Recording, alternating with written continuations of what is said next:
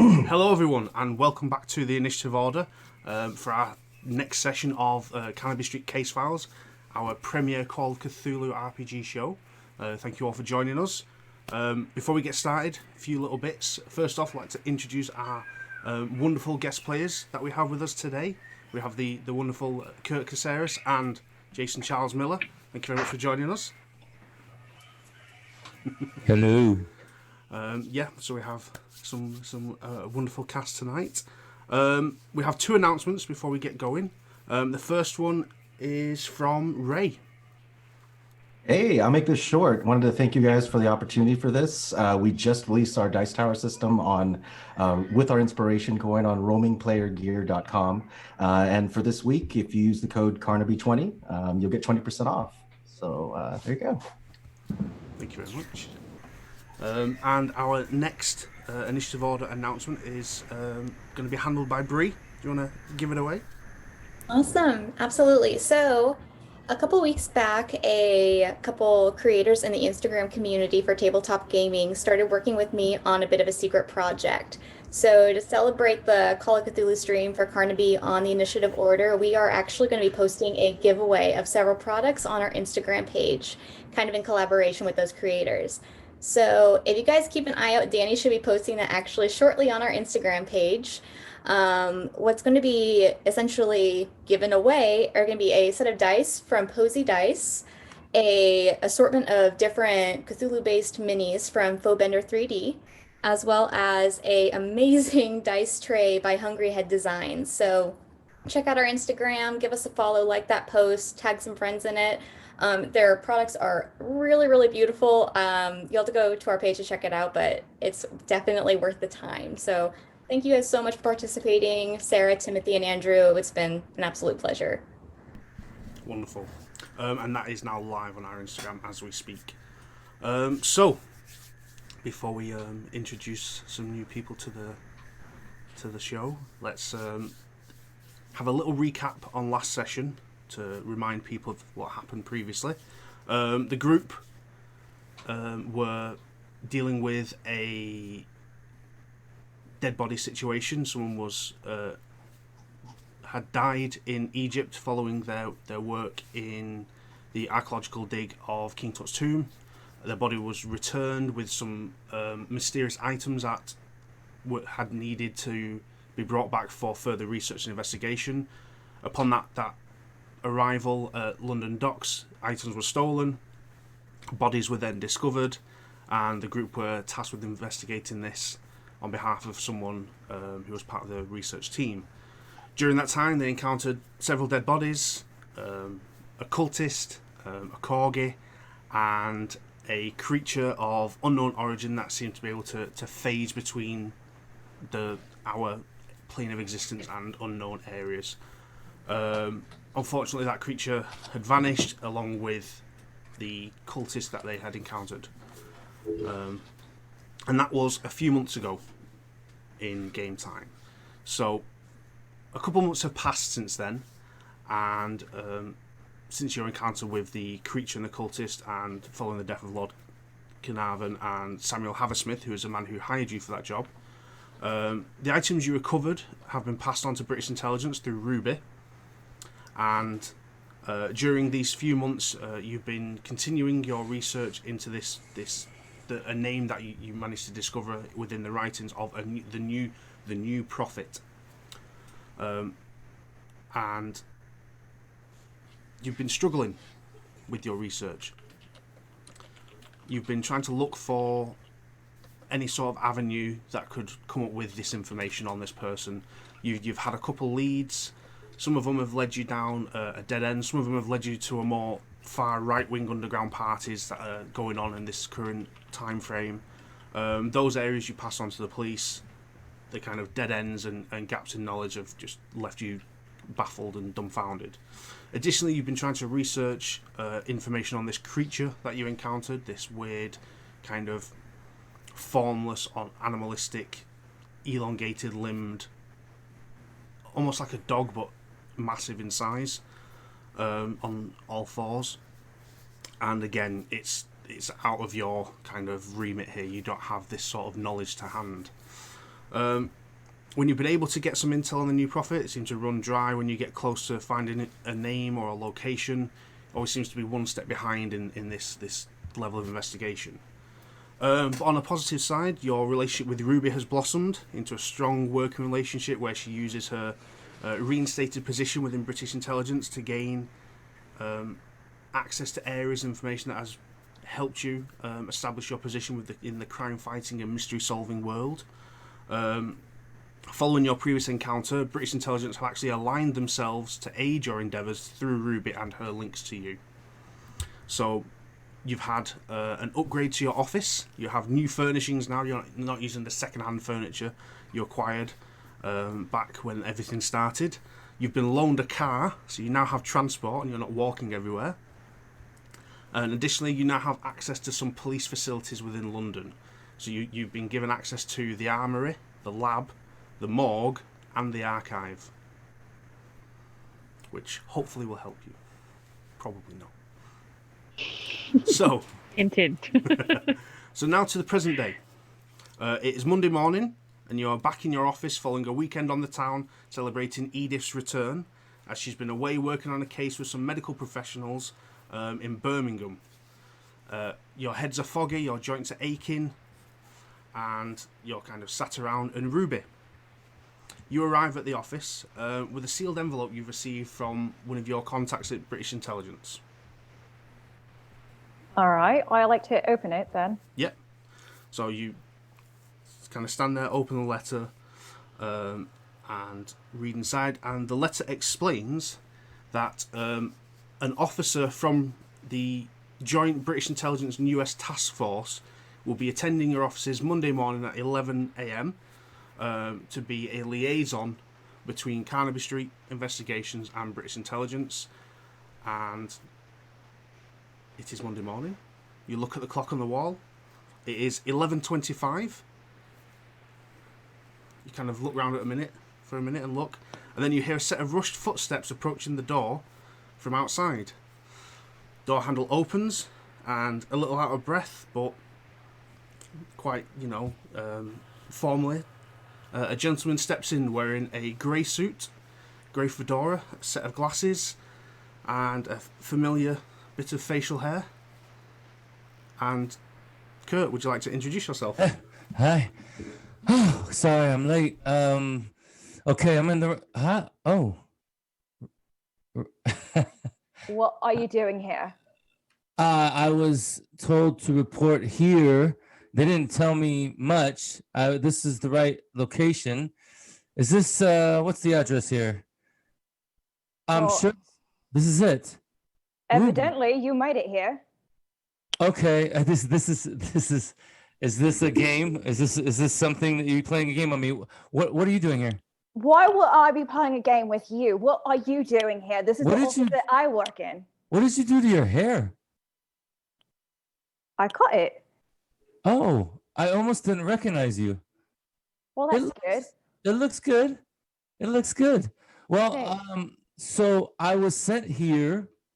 I just arrived late last night, so I'm trying to get my bearings here. I was assigned here to work with, I guess you and your group, and Really? Here? I didn't volunteer for this. Any other place you could actually be put in, and you have to be put here. Well, you could have worse company than me, right? You look good. No. You look really good. Well, thank you. Although flattery won't get you everywhere. You know that. No, but are you seeing anybody? Oh my Have you been goodness. dating? You couldn't wait 10 minutes for Well, you can even come in here, have a cup of coffee or tea. Well, you have to ask me if I'm with somebody. Yes, actually, I'm engaged. Oh, well, so you're not married?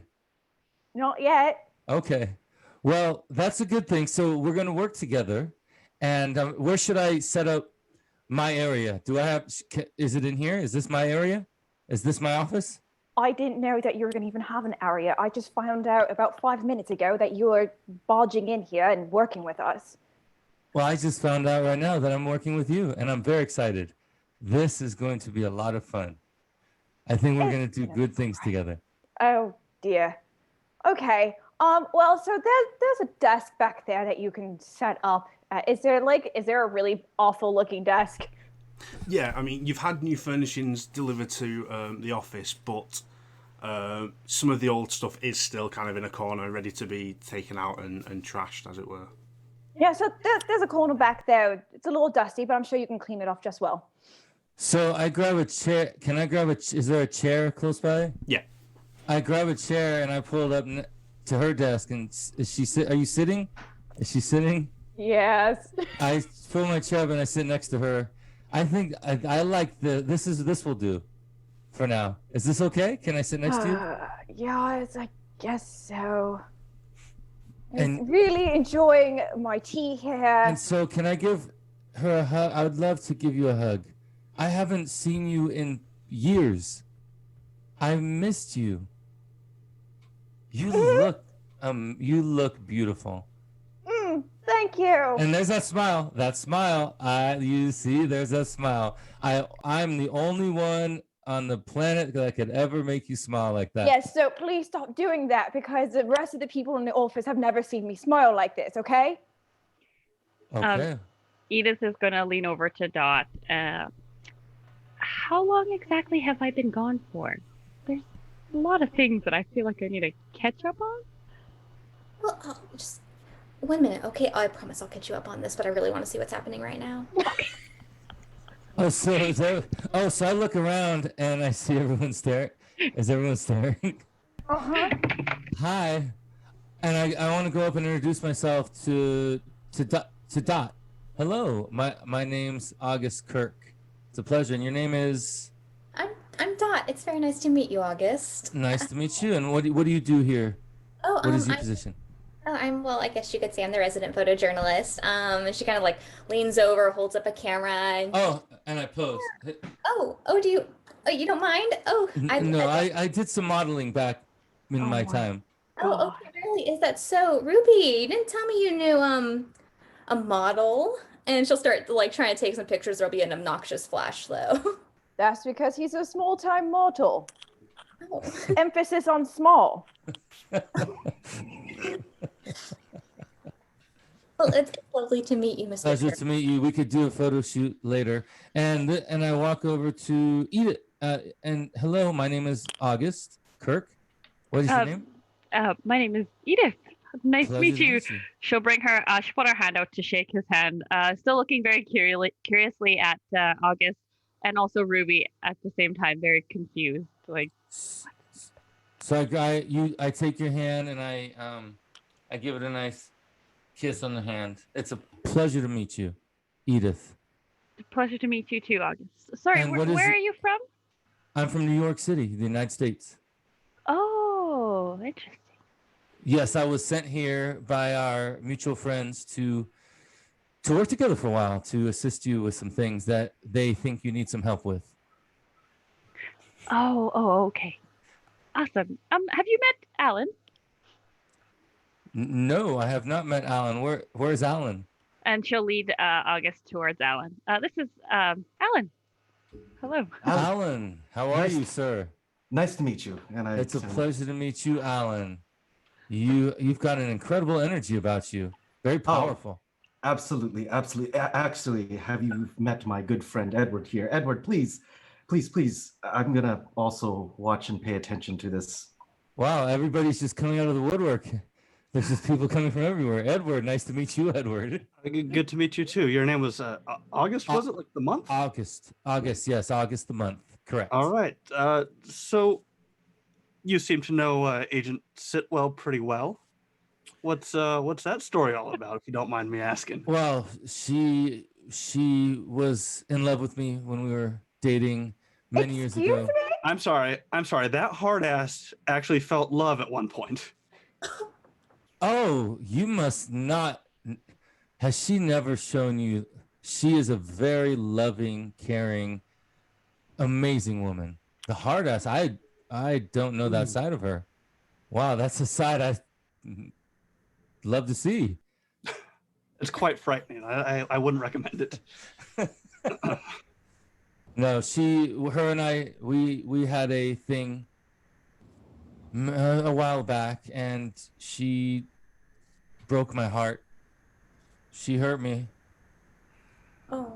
I'm so sorry for you. You seem like such a kind and lovely man. I don't know why anybody would even think about hurting you. Thank you. I met you 2 minutes ago, and I already trust you.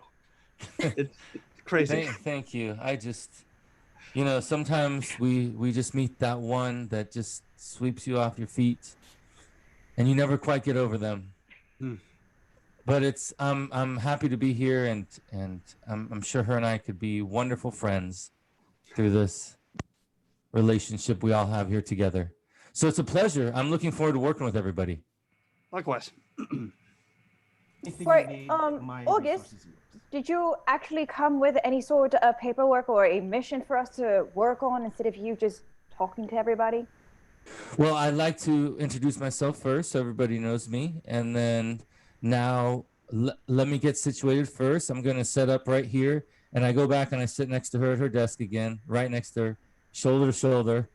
And I start throwing down my briefcase and my papers. And okay, just give me a moment, Ruby. And let me get my things straight. And then I'll let you know exactly what we're doing next. Great. I'm going to go get more tea. Thank you. I'll take a chamomile, please. You think that you'll walk off? So a couple minutes pass. Ruby brews some tea, and August kind of empties his briefcase all over Ruby's desk and just covers it in his paperwork that he's brought with him. Okay, so this, and I hand her, this is why I was called here. They feel that you needed a little help with this situation. You want to look that over? And I'll hand her this parchment, this paper. And I hand over his tea, which is Earl Grey. I take a sip. Oh, this is delicious chamomile. I love it. Thank you. I'm glad you like it. All right. What is all this? Well, this is, we're supposed to be finding this individual who somehow has a connection to your group here. I'm not quite sure. I wasn't given much information. I was just told to report here with this task in hand, and you would know the rest. Or somebody who runs this office would know where to go from here. Okay. So, all right. So I read over what's being said. Do I recognize the name? No. It's the name on the piece of paper about this individual is not a name you recognise. It's not a name you've heard before. But kind of looking over it, basically it explains that there is a gentleman by the name of Thadious Patterson, who's been on British Intelligence's watch list for several months. He has knowledge and information on the occult and the unknown. He is a bit of an eccentric gentleman, and he lives in a property in Oxford. They feel he may be a possible asset for you in your investigations. And that's kind of the basic information it states. That it does have a couple caveats underneath. It states eccentric, doesn't like large groups, best to deal with during the day. Interesting. Does anybody know a Thadious Patterson around here?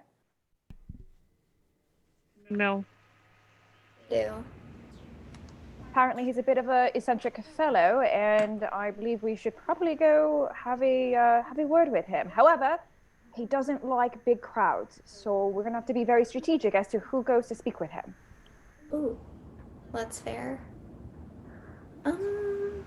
Well, If you gentlemen would like to go with Agent Sitwell, I can catch Edith up on what's been going on.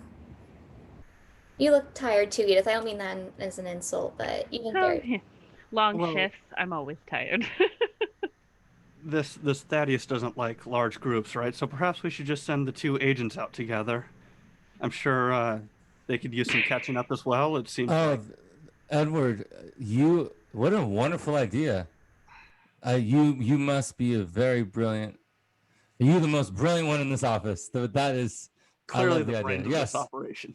I mean, you are that is clearly the brains. quite a good idea. However, I think that this eccentric fellow speaks a little bit more technical terms than I would. So, Alan, would it be possible for you to actually join us so that in case that he has to say some technical verbiage that I don't quite understand, it'd be a lot easier for you to translate for me? Alan? You're muted.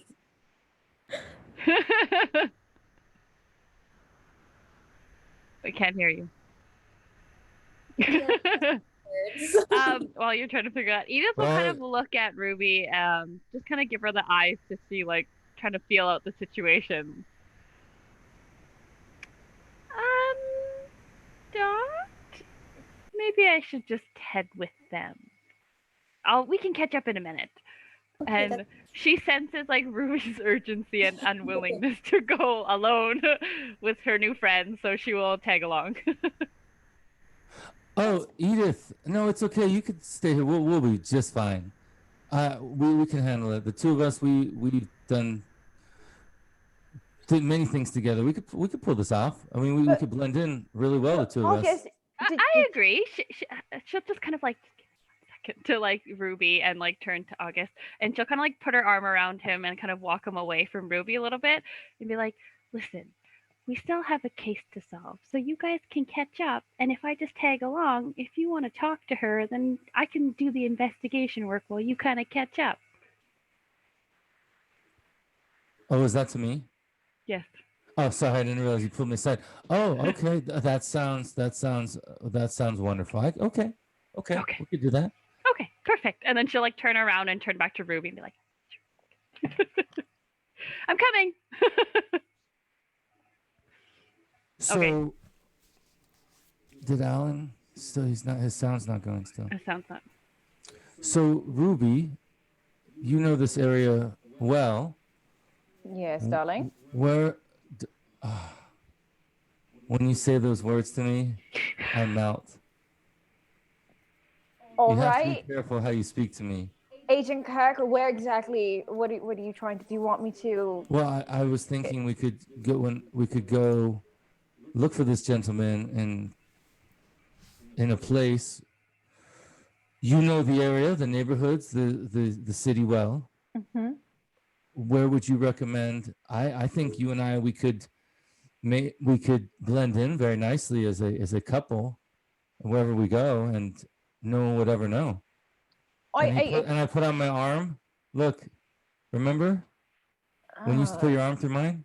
Yes, but oh, It feels- okay. Really doesn't it don't want to feel talk right? about this right now. I think as two professionals, we should not be linked arm in arm, and I really am not quite under how you say what's the word undercover right now. So it's actually quite possible to be two human beings walking side by side together with a medical professional, Edith here. So it could be three of us walking together on the street during day. Okay, whatever you say, my love. I mean, Ruby. Agent Sitwell would be quite much more preferable right now. We are in a place of business. So you would like me to call you Agent Sitwell out in the field? Yes. Okay. And I will refer to you as Agent Kirk. Okay, Agent Sitwell. That doesn't sit well with me. Damn it, August! Okay. Good night, everybody. Good night.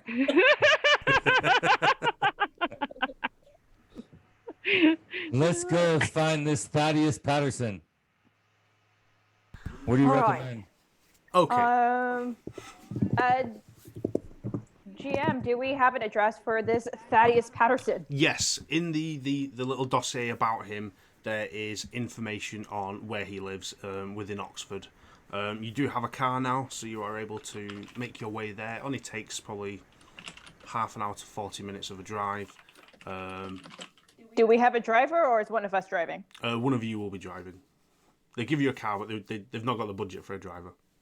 Do we need a roll for driving a car? No. I can drive. I'll say no. You don't need to roll. For Okay, then I can. Yeah. Literally. Oh, Edith will look at Ruby like, can you drive? Usually. this might help. Here, this paper tells it has an address exactly where we can find this Thadious Patterson. Oh, who would have known? Well, that's helpful. I have it right here. Thank It you, is, Agent Kirk. and Mr. Master of Arcane Lore, what is the address that I am seeing on this page? It is number 17 Cross Street, Oxford. Okay, it is number 17 Cross Street, Oxford. Is that far from here? Is that close? Can we walk? It's a drive. Yeah, it's better if we drive. Okay. All the more time for us to catch up. Shotgun! Edith shouts as we go down. Wait, Edith, are you bringing a shotgun? Is that what that means? No. Yes, I can. I'll just have to ask Dot if I could borrow a shotgun. Well, I mean, I have mine, but you're sitting shotgun, so I was assuming that you just borrow my shotgun. And just, okay, sounds good. Right, excellent. Edith, so I hand her this coin I have, and I place it in her hand. You sure you don't want to stay? Maybe go get yourself some lunch or a cup of coffee? You know what? I've been working on a case far away, and I'm kind of exhausted of dealing with that. I need a refresher, work on something else. You guys can chit-chat while I do the investigations if you want. Let's just get and find this Thaddeus person, and then we can speak about it later. And she kind of hands the coin back, like, I'm okay, thank you. Dr. Allen, have you found your voice yet? No. Okay. Just checking. Got a little bit of laryngitis going on. I understand. All right, so I guess it's us three, unless anybody else wanted to go. So I'll grab my briefcase and my things, and does Agent Sitwell, do you have a jacket on your chair or hanging? I would like to grab her jacket and I just have my shawl. Her shawl. I want to put her shawl. Oh, she's already wearing it. Okay. Well, my darling, would you care to go? Shall we go? Yes, we should go, Agent Kirk. Everything will be just fine. I'm gonna grab a couple of more firearms just in case. You haven't been around this group enough to know that something always goes awry. So I'll be right back. And I go and hack up some things. So if Edith is alone with August downstairs, I'm assuming then, if by the car. Yeah. So tell me more about your relationship with Ruby. Well, we met in New York City. I saw her walking through Central Park, and I actually got distracted and I fell in a pond. Oh. And she started laughing when she saw it, and I was very embarrassed, but I composed myself and I walked up to her and I made a little joke. I don't remember what I said at the time, but it made her laugh, and I asked her right then to go have a drink with me, and we hit it off.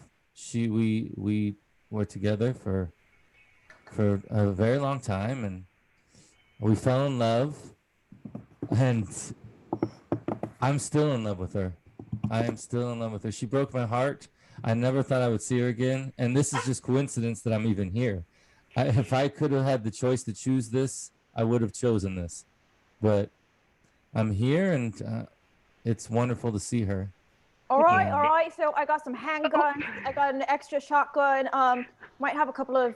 I don't know if I was trying to find grenades, but I didn't find any. Did you guys need anything?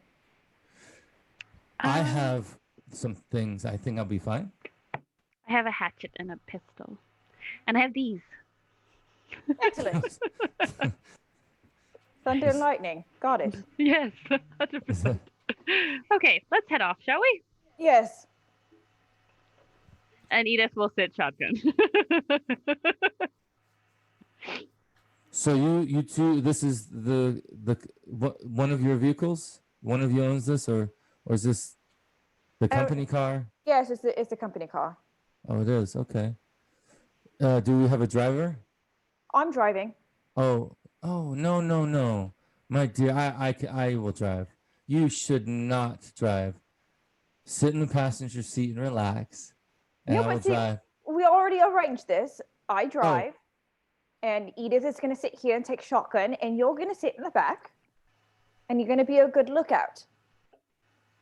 I think Ruby knows the area well, so I think it would be best dear. in her best interest to drive as well. Sure. Okay. And I jump in the back. It's Agent Sitwell. Okay, Ruby. Okay, so I get in the back, and I'm ready. Take off like a bat out of hell. Okay, so you guys set off on your way to Oxford to meet this person named Thaddeus in the hope that it may assist you in the things you've been dealing with thus far. It takes about 40 minutes, I would say, to get there by car, and you can have a pleasant conversation if you wish on the way. Alan, Edward and Dot, you're still in the office after encountering this whirlwind little situation that has befell upon Carnaby Street. You're still a little bit groggy from your weekend's events and aren't quite sure what to make of what happened. Can all of you make me a spot hidden check, please? Ooh. Fail. Fail. That's a success. Fail for me. Fail for Alan as well. Okay. So only Dot notices that when August was throwing his papers all over Ruby's desk, he scattered them everywhere and a couple sheets fell on the floor. In packing his stuff up, ready to go off on this little trip with Ruby, he missed an A4 piece of paper on the floor, double-sided, full of notes. Ooh. I'll go ahead and pick that up. And I'm nosy. I'd like to look through the notes. Yeah. Okay, so reading through the piece of paper, you see that it's actually some information for Carnaby Street that was given to August to hand over to you, but in his admiration for Ruby and his rekindled romance, he left it there and focused on Ruby. This information states that British intelligence have been able to find out a little bit of knowledge about the person by the moniker of the New Prophet, a name that you encountered in your last case, and a name you've been trying to get research on. You've been going down several different avenues trying to get some information and struggled.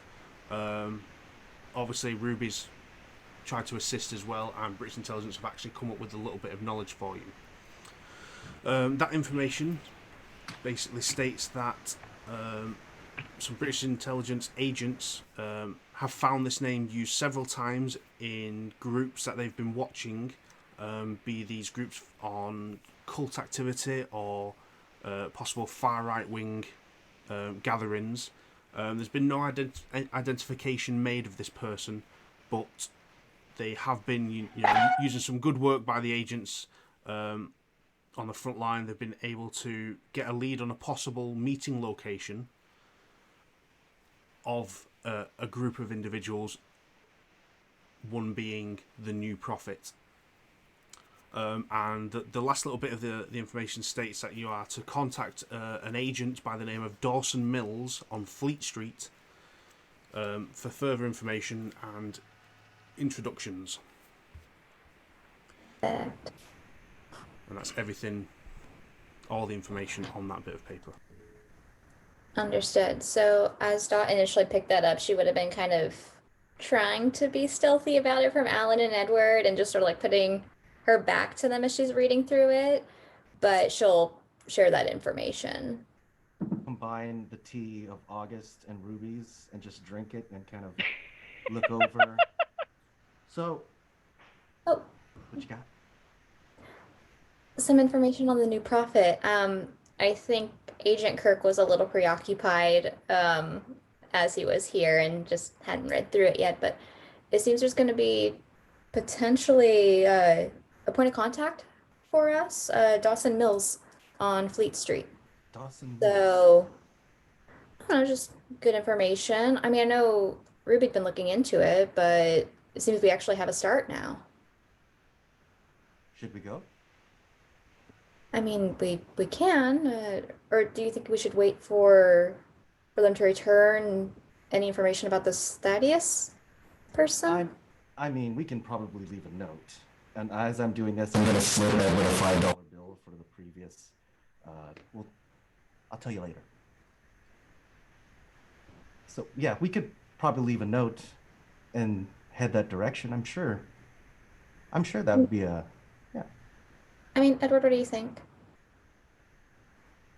Well, I do have a lot of work still to do on my masterpiece, and I'll point to a large canvas that has a in-progress painting of a large corgi in a princess tiara. Oh. But I suppose that can wait for now, and this seems a bit more important. That's fair.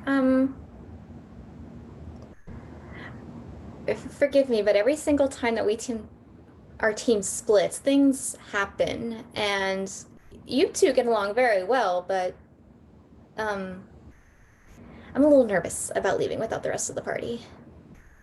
Just bring your rifle. Bring your rifle. I can handle myself. I'm worried about you guys. I've got a pistol now. You throw books at people. You never use your pistol. Okay, but let me ask you this. Have the books worked? No. It knocked out Edith, didn't it?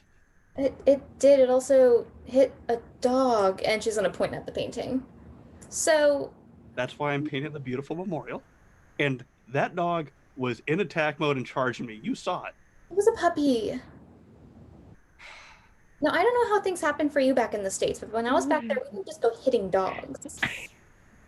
Okay, look, I didn't just go around hitting dogs. Just... Okay, Edward. But anyways, I guess there's 3 of us here. If you both want to go, I'll go along with you. Look, we don't have to go and knock on this guy's door. We can just go scope it out. If we don't feel comfortable, come back. Okay. I mean, I guess that's fair. And as they're doing this, I'm going to start writing down the address. Did you give us the address one more time? Fleet Street. It just said Fleet Street. Far away from us. Okay. I'm going to write a note for Fleet Street. Meet us there, and I'll put the time now. Look at the clock as well. It's about 10 to 12 now after your previous encounter, and it'll take you about half an hour on foot to get to Fleet Street from where you are. Bad. Take a cab. Oh, they have the car. Yeah. Let's walk. We'll walk.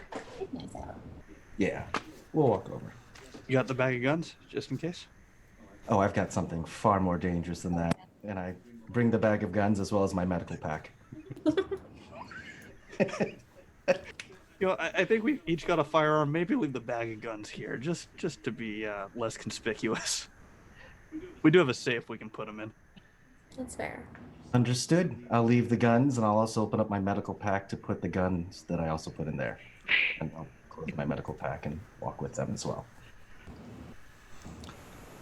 Okay, so you get yourselves prepped and head out on foot to Fleet Street to try and find this contact that you've read in this bit of paper that hopefully is there waiting. While you guys set off on foot on this nice Monday morning, we return to Ruby, August and Edith, who now a bit of time has passed, and they have got to Oxford.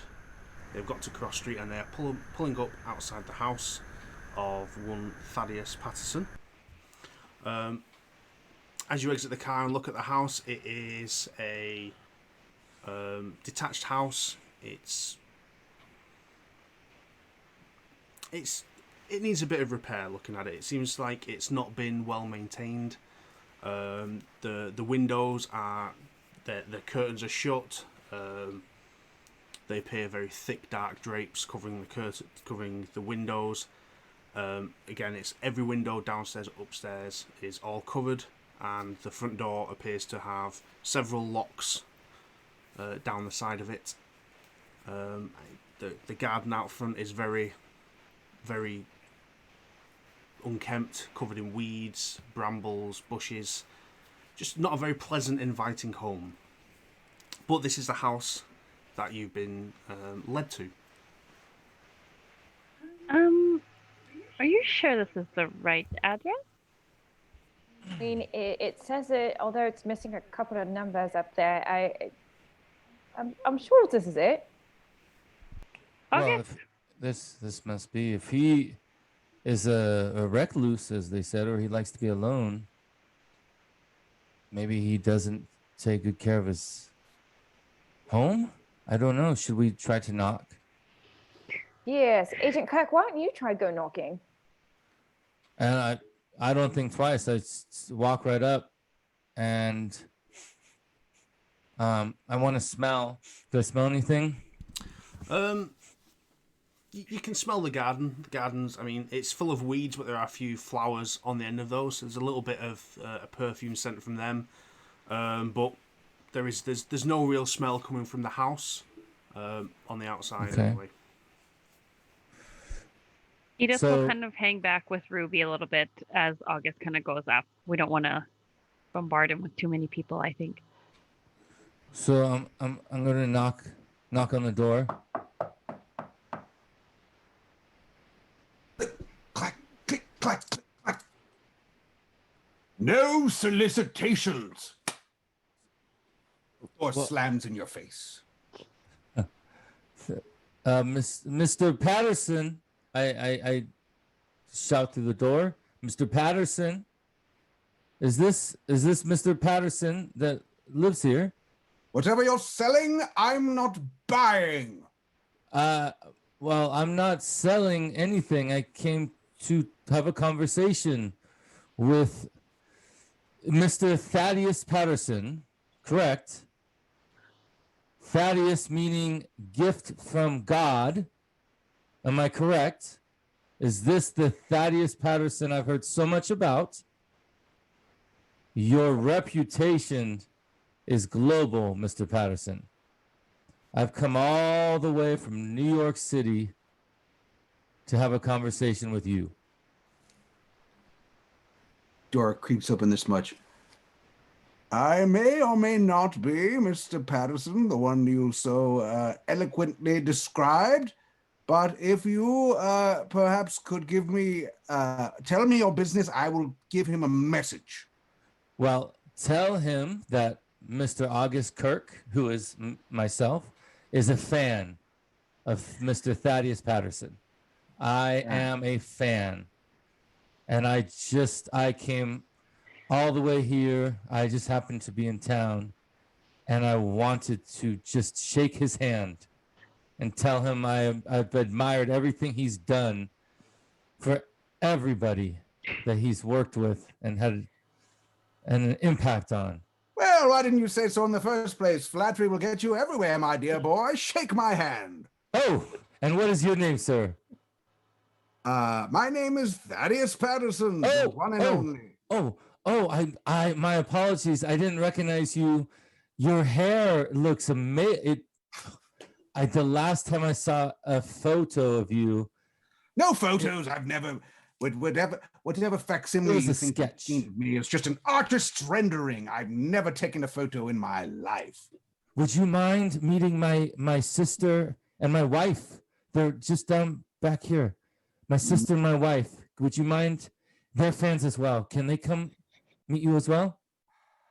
I don't like large groups, even groups of 3 or more. It's just 3, Disturbing. sir. I said groups of 3 or more. If how about- I'm there, makes a group of 4. Oh, I'm sorry. So my sister, my sister will come up, Edith, and Edith, I would love for you to meet One at a time is fine. Mr. Thadious Patterson, and I step back. Edith, meet Mr. Patterson. This is my sister Edith, and I step back. Hello, Mr. Patterson. Very nice to meet you. I've heard such great things. Very nice to meet you as well, young lady. What can I do for you this fine, fine day? August, we're here just to chat. Yes, we would love to. I'm very busy, you know. I can't be doing this all day. Well, how about my wife makes an amazing tea. Can we make you some tea? And sit and chat. Make me tea here on the front porch? We could take you to I don't know the other neighborhood, but if you have a favorite place you love to have tea, I could buy you some tea. The only place I like to have tea is here in my home. I don't have any favorite places. They've all been torn down and replaced by these modern things. Oh, I agree. They're doing that. They just tear down the old architecture and the old art, and they put these modern things up. I'm not a fan. Modernization of the world, my boy, will be the death of us all. It is. I agree. It is, and we need to make changes. I'm trying my best to be outspoken about that cause. But my wife, and I push Edith back.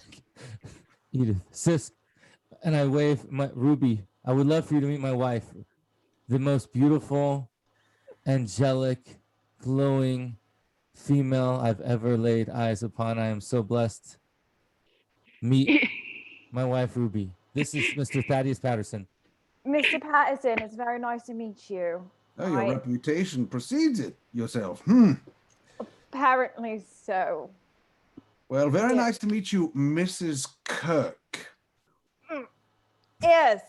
At that sight, Edith will turn around to try to hide her snickers. She'll try to hide behind August while she's kind of snickering.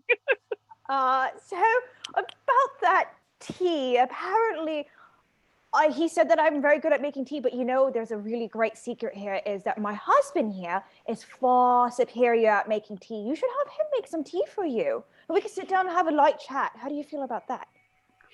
Tea here, tea there. Everyone's talking about tea. Are you having a laugh with me? No. I heard that you didn't like big groups. And really, if you think about it, it's 2 groups of 2. It's a very small group. Your logic, my dear, is infallible. Come inside. Come inside. He opens the door. Thank you, sir. So you enter Mr. Thadious Patterson's home. The first thing you notice, to get into the hallway, you have to push past several large piles of books that line both sides of the hallway. Don't touch those. Edith will kind of whisper to herself or talk to. She's like, Bree should have come here. She would have loved this. And Mr. Thadious,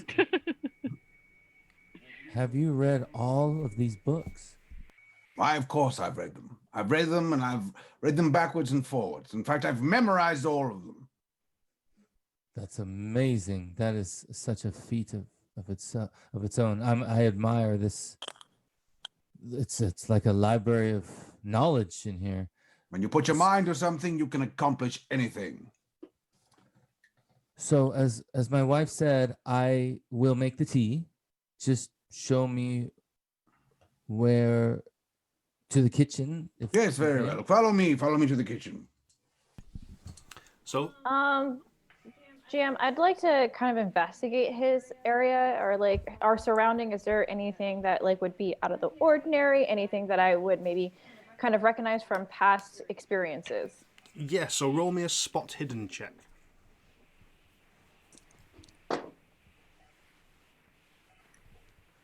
That is a success. Success. Okay, so whilst Thaddeus and August go off into the kitchen to attempt to make some tea, and you and Edith are left stood in the hallway, you kind of peer around, trying to get a gauge of this house and the home that Thaddeus has here. The floors are littered with books and cardboard boxes filled with books. You kind of look into his front room, his parlour room, and you see a chair with a small table next to it, with stacked high with books again. You see a fireplace that doesn't look like it's been used in several weeks. You can see now, looking from the inside, that the drapes are closed. With it looks like there are several sets covering the windows, and there's a small little candelabra on a sideboard that's lighting the room. But kind of other than it being a little bit of a hermit's home in decor and just the amount of clutter, you do see in this room that where the chair is and where it's positioned, there is an area opposite it on a back wall that's, even though this house is cluttered, this area isn't. It is very much kind of cleaned away, and there is a small what's the best way, like a small antique unit there, a little cupboard, as it were, with a little door on the front and a lock. It's the only thing that looks clean in the whole house that you can see from your kind of cursory glance. So I kind of give a head nod to Edith, like over in that direction. Should probably check that out. We'll just keep an ear out. If they're not within sight, can we just keep an ear out for where they are, or if we can hear them talking? Yeah, they're in the kitchen, and you can hear them. Well, you can hear a muffled conversation. Okay. Sorry, I didn't properly introduce myself. I'm Edith, but you just looked like you needed some help there, so I figured I'd just tag along. I appreciate it. Yeah, I'm Ruby Sitwell, Agent Sitwell for most other people, but okay. Yeah, thank you for tagging along. I really do appreciate it. Oh, no problem. Been there, done that. I could see the screaming help from your eyes from a mile away. Was it that obvious? I'm sorry. Oh, no. It's not your fault at all. Odd fellow. Yeah, he tends to be quite clingy and quite a bit needy, if you couldn't tell. Oh no, I meant Thaddeus. Oh, but I mean, him also. Kind of strange too. Yeah, it's very bizarre that this one area seems to be very clean compared to everything else here. We should take a look at it. Mm-hmm. Can we look around in here? Yeah, if you want to roll another spot hidden, now that you've kind of moved into the parlour room, you can take a bit of a closer look around. I failed. I succeeded. Okay. Yeah. So with that success, you get a better gauge on this room. You can see the dense amount of clutter and like ornaments and strange items that are dotted around. There are several skulls, be that animal or even human, kind of decorating his mantle over the fireplace. You see kind of weird, almost medical apparatus, almost maybe astrology apparatus. You can't quite gauge what it is, but it looks mechanical-ish. But it doesn't, apart from it being on there and dusty, it doesn't catch your eye too much. Doesn't glean your interest. The main thing that you keep focusing on is this cabinet, this clean cabinet in its own little area, with everything else cluttered around but not there. Can we head towards the cabinet just to take a peek at it? You can if you want to. Okay. Yeah, we're doing. Are we rolling? What do you want to do? Do you want to look at the cabinet? Do you want to try and open it, or? I'll just take a look on the outside. I'm trying not to touch anything right now. Okay, roll me. This is a different one. Roll me appraisal. Appraisal. Whew. Oh, 2 zeros and a 1 is 1%, right? Yes. Okay, yeah, then I pass. Okay, wow. Okay, so taking a closer look at this, you can see that this is a very old piece of furniture, very well crafted. It appears to be made of some exotic wood you're not quite familiar with. It's got good joinery. It's got a good solid brass lock on the front. Apart from that, it just seems to be a very simple wooden box with feet and a topper. But it's probably worth, you know, it's not a cheap piece of furniture. It's well looked after. See, it's well cleaned, and the front cabinet door is the only way to open it. I'd like to try to open it, like just very quietly, as stealth as possible. You just want to. Yeah. You have a go, and it's locked. Oh, I don't suppose you have any skill set in lock picking, do you? I definitely do not. Oh, sorry, Danny. Just a quick question. If you do pass, then you check that box. fill in the. Okay, yeah. Okay, right. Thank you. I thought I remember that correctly.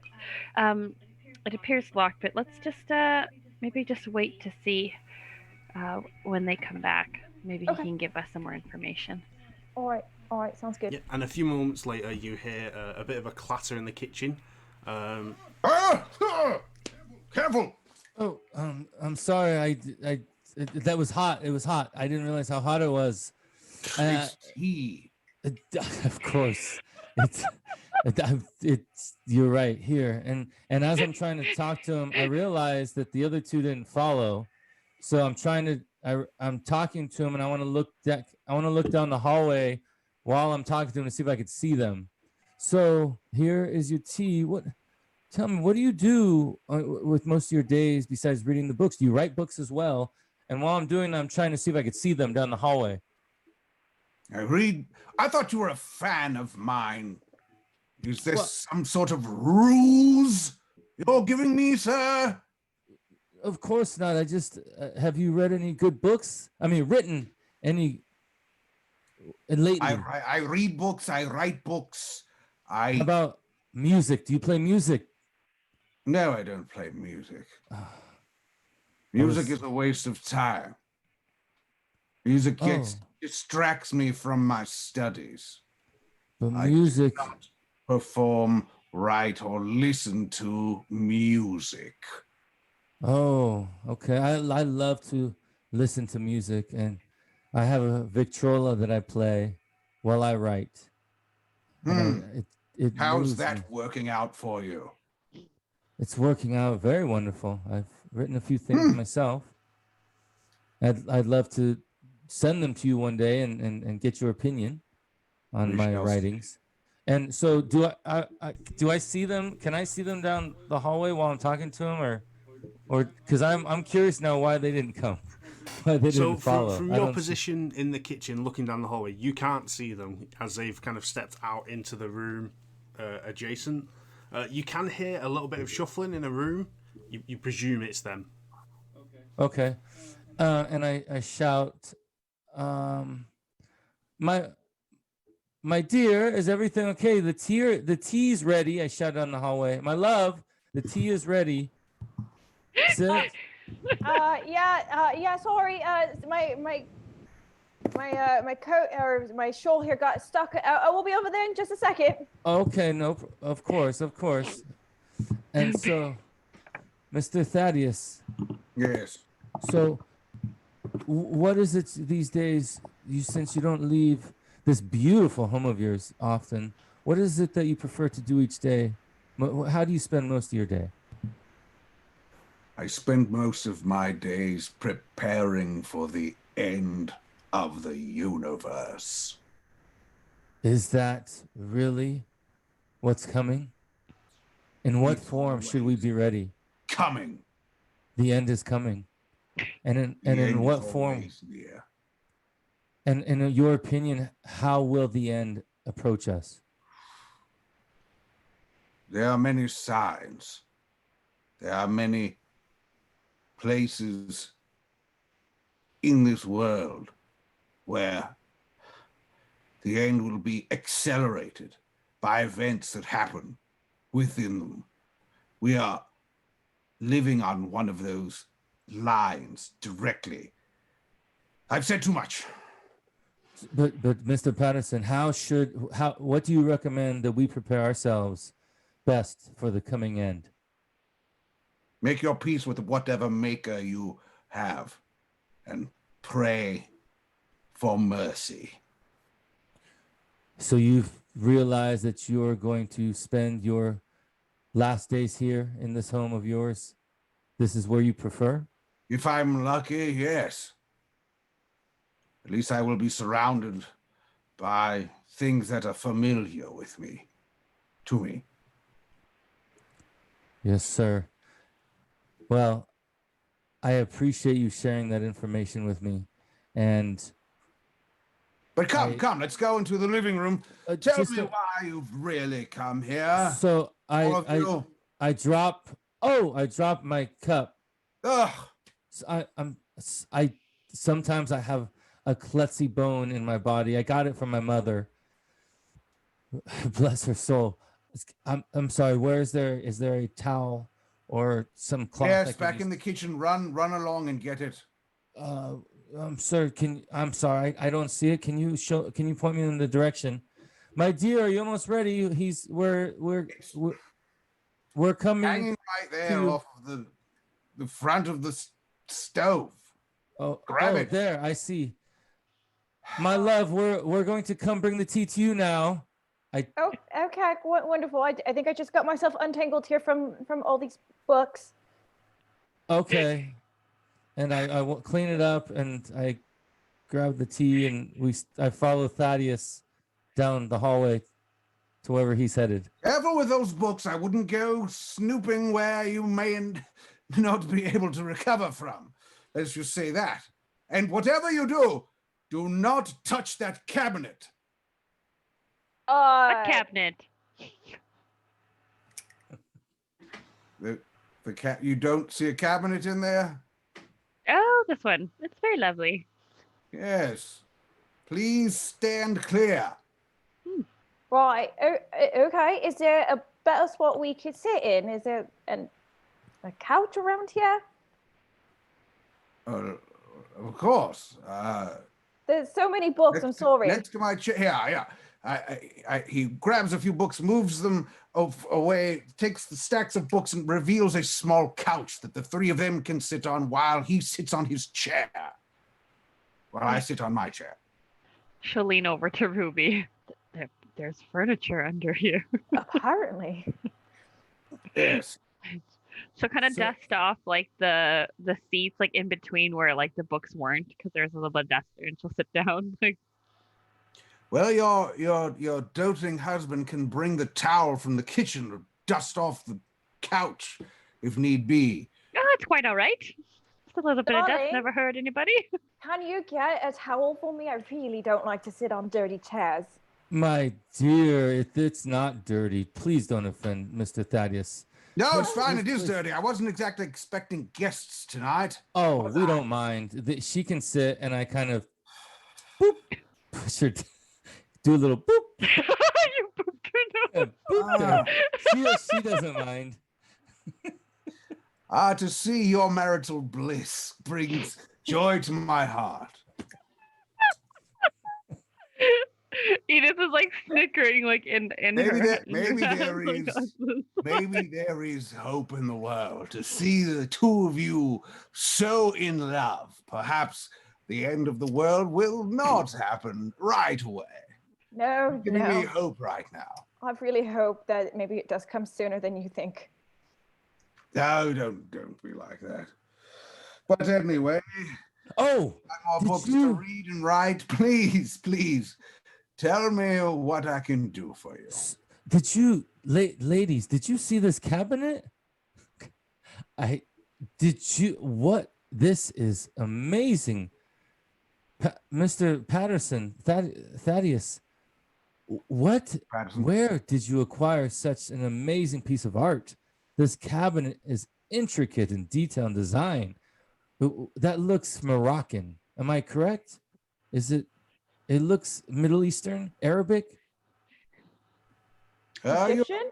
are very close, sir. It is from the south region of Spain, just north of Morocco. So you know your origins of furniture well. That's a strange skill in the 1920s, but I shall endeavor to be impressed, as I am. Thank you, as you have impressed me, sir, because it is what do you use? What is it that this thing? It looks so special. It looks just It houses your special books. Some of my more rare books that I don't want all prying eyes to see. Let's just put it that way. But good luck moving it or getting into it. There are things magical and non-magical surrounding it that would make anyone trying to lift it or open it give them a very difficult time. Let's just put it that way. So how does one open it then? One opens it by being me. I'm the only one that can. Why is that? Because of the spells that have been placed upon it, my dear, if we must be so blunt. What do you mean by spells? Sounds a bit of rubbish there. I think that's why you're here.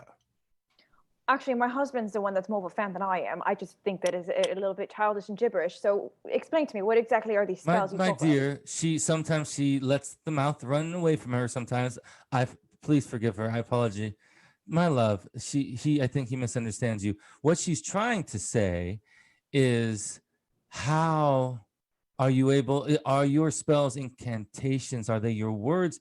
I always heard of such spells and such magic, but I've never met somebody that actually could perform such amazing feats. Is that something you do, or do you have someone you know that performs this magic? I know people that perform magic, and I perform magic myself, truth be known. But as being a fan of mine, I thought you would know that, good sir. I've always known about the magic that you possessed, but this is a different level of magic that I ever knew possible. This is something. Could we be honored enough to just observe and watch how you perform it on this piece of beautiful art and allow us to see how you open it? Magic should not be performed as some cheap parlor trick. It should only be performed when absolutely necessary. My apologies. So no, I will not indulge you at this time. My apologies, sir. Oh, okay. And so I start to look around. I just want to look around at the rest of the room and just kind of observe and see if I see anything else myself. Go ahead. Go ahead. No, I was just gonna say, Edith, do you have any inquiries here? Thaddeus, you have many Yes. books here. Any heavy ones in particular? Heavy as in like The how many largest, the stones largest, they are, or the largest book that you own. the largest book that I own. And he wanders through a path of that he has created with a book and with books on either side, and brings a large tome, and there you go, gigantic book on her lap. Boom. And she'll I believe this is the largest book I own. and she'll kind of pick it up and kind of feel like the girth of how big heavy that book is. It's heavy. It weighs. Yeah, it weighs probably the size of a small child. Okay. Do you ever loan out your books, or do you prefer to keep them here? Some books that I have multiple copies of which the ones that I care about the most, I do have several copies. Sure, I would lend them out if I have been known to do that from time to time, but that particular one, which is actually the encyclopedia of let's see, what is that? And he grabs a note. Oh yes, it is the ancient cookbook of the Finnish people from the year 400 to 1200 AD. That is a cookbook. Can I borrow it? Or have it if you don't mind?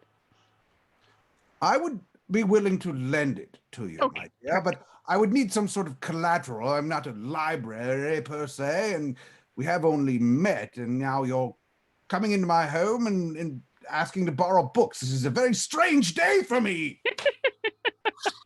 I'm just much for knowledge like you are. I very fancy learning. It's okay. If you don't trust me with it, you can keep it here.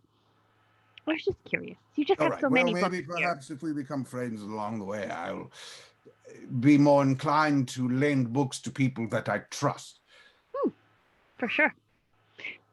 I'm Edith. I don't know if my brother introduced me properly. He's more infatuated with his wife. That is true. The love I see between them cannot be denied. And Yeah, it's very undeniable. in the 68 years that I've been on this earth, I must say, I know true love when I see it, and I clearly see that the two of them share a love that cannot be denied. Would you not agree? Thaddeus, is it possible that I can see your glasses real quick? I think there might be some spots on there that you're not seeing correctly. Yes. And I like clean his glasses off. Thank you. Yes, I can see it clearer now for sure. All right. Okay. Where were we? The books. Right. The cookbook. But that's not why you're here. Tell me why you're here, really. We are people of action. Let's not live behind these facades. Please tell me why you're here. Yes, darling. Did you want to explain why we are exactly here, or did you want me to do it? Well, as you could see the love that my wife have for each other, it would really, really... The clean glasses make it even more clearer. Thank you, sir. Thank you. Sometimes she doubts it, and I really appreciate you saying that. Thank you. Cool. And it would really impress her if I promised that she would see some of your skill sets today if we were to meet you, and it would really mean a lot, and I think it would improve our marriage even more if she was able to watch what you can do with this beautiful. I think she wants to see inside. I think she really wants to see the beauty that holds inside this amazing South Spanish cabinet. Yes, he's absolutely right. See, we have a bet here to make sure that he's not an actual liar. And right now, you're making a liar out of him. I'm making a liar out of your husband? Yes, because he told me that you possess this magic, and I really don't believe it. Young lady, I'm not going to just simply perform for someone who just showed up on my door. If there was perhaps a situation where magic was called for, our lives were in danger, something of that nature, I would gladly perform it for you, but simply just, hello, we just met you. Can we come into your home, make tea, spill it all over the floor, and now will you cast spells for us? Okay. I'm sorry, but the emphatic answer is no. And as he's doing that, I pull out my handgun and I say, is this dangerous enough? I was going to do that too. Is magic necessary now? Edith will kind of come and push his hand with his gun down. And then I put it in the other hand and What is that? What I do is you see a hand go upwards, and Keeper, I would like to cast Implant Fear upon Agent Kirk. Enough of this foolishness. Okay. Do you want to roll me a power check? Me. A power check, yes. Oh, that's him.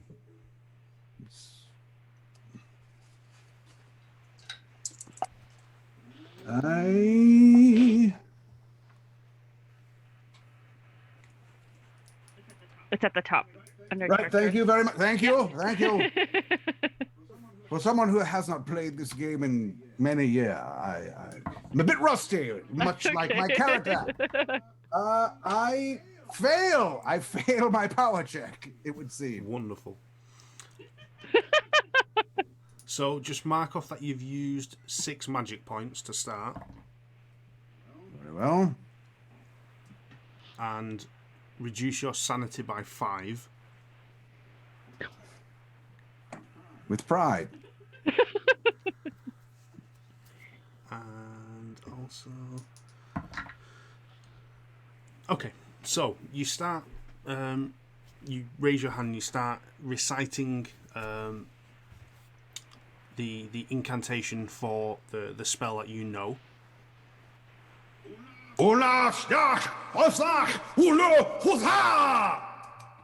Yes. Whoa. And August, you see him do this, and your eyes kind of go wide, and you feel a sudden kind of soul-chilling dread in the back of your mind. You lose concentration. Your chain of thoughts drop. You forget how to speak for a moment, and you're compelled to run and hide. You need to find somewhere safe. You're absolutely petrified suddenly, and you don't know what to do. Oh. I run out the front door. Well, that's not something that I necessarily have seen him ever do. My goodness, what did you do to him? My dear, your husband is not a liar. Clearly. You asked for magic, you got magic. Yes, but that wasn't exactly what I was hoping. He pulled a gun on me in my own home. I understand. You left me no choice. Look, I need to tell you something. I need to be clear. I have seen stuff that I assume that you have probably seen based off of the spell that you just so cast on my husband. I don't know how to explain this, but my little sister, Scarlett, she is of a third mind, or like-minded like you. And when I went to go help her, there was this dark, inky thing that was swirling around our home, and it was terrifying, much what like you did to my husband. And I feel that thing may actually be around more than we actually can see right now. And I really need help. I really need answers. And I just don't understand this entire world. I think it's bollocks, but somehow it's all here. So please, if you could help me and help my team, and this is all just too much. Please, can you help us? Well, I wish you would have said that earlier. Well, I would have gone with that story, but my so-called husband, he's really not my husband. Listen, I'm going to be real. I am Agent Sitwell. I am not married to Agent Kirk. That is not his sister, and we are here because we need your help. Yeah. Well, I wish you had led with that, quite frankly. I wish I would have too. Been pulling a gun on me and making me waste my magic. But all right, let us tell me what it sounds to me. So, explain to me explain to me what's going on with your sister there. My sister is on the verge of a break, but we're trying to get her help. And there's Dr. Allen, who has kindly put his practice at risk so that he could help save my sister. And we put her somewhere, and I joined this team so that I could help with the discovery of what we were trying to see. And it's actually a lot easier for me to explain this to you if you were actually to come back to the agency. See, I don't have all of the pieces to the puzzle, but I'm sure that my colleagues and I would be able to better explain it if you were willing to come with us. Very well. Please wait for me outside, and I shall be there shortly. And you Okay. may borrow that cookbook, Edith. Here's my rule: if you can carry it, you can borrow it. It's heavy. Edith, is it possible for you to go check on August? There's something else I'd like to talk to Thaddeus about. Sorry, Mr. Patterson. Yes. Can I lift the book? Make a strength check. Oh, it's not my strong suit. I'm fast. I am strong now. Yes, you Like to lift the book. struggle to pick up the book. You'll see a smirk on her face. Flashback to Edward throwing a book at her. As she kind of picks up the book before she heads out, she'll look at Thaddeus. I apologize for our dishonesty. I think you understand when you talk about these certain kinds of things, not everybody is very open to it. We didn't mean no harm in it. Well, I appreciate that, but maybe in the future, you see someone who has been touched by things as I have, no need to fear bringing those subjects up at the top of the conversation rather than this complicated ruse which now sent your compatriot or work associate or I don't know who screaming into the night. Fair. That's fair. He'll come wandering back eventually, I suppose, but... So do you think I should go find him, or should I just leave him? That is really your prerogative, quite frankly. Okay. She'll pick up the book and just look at Thaddeus and kind of nod, and then she'll turn around and walk out to the street with no urgency, just kind of looking up and down, trying to see if she can find August. So when you carrying this heavy book. So when you leave the house, you kind of look around and you look at the car, and you notice that one of the back doors to the car is open, and you kind of see it and just do the little glance around, and you see August kind of in the fetal position in the footwell between the front seats and the back seats, just very, very still and motionless. Okay. She'll go around to the back and put the big book in the back trunk or whatever, and then come around and peer inside.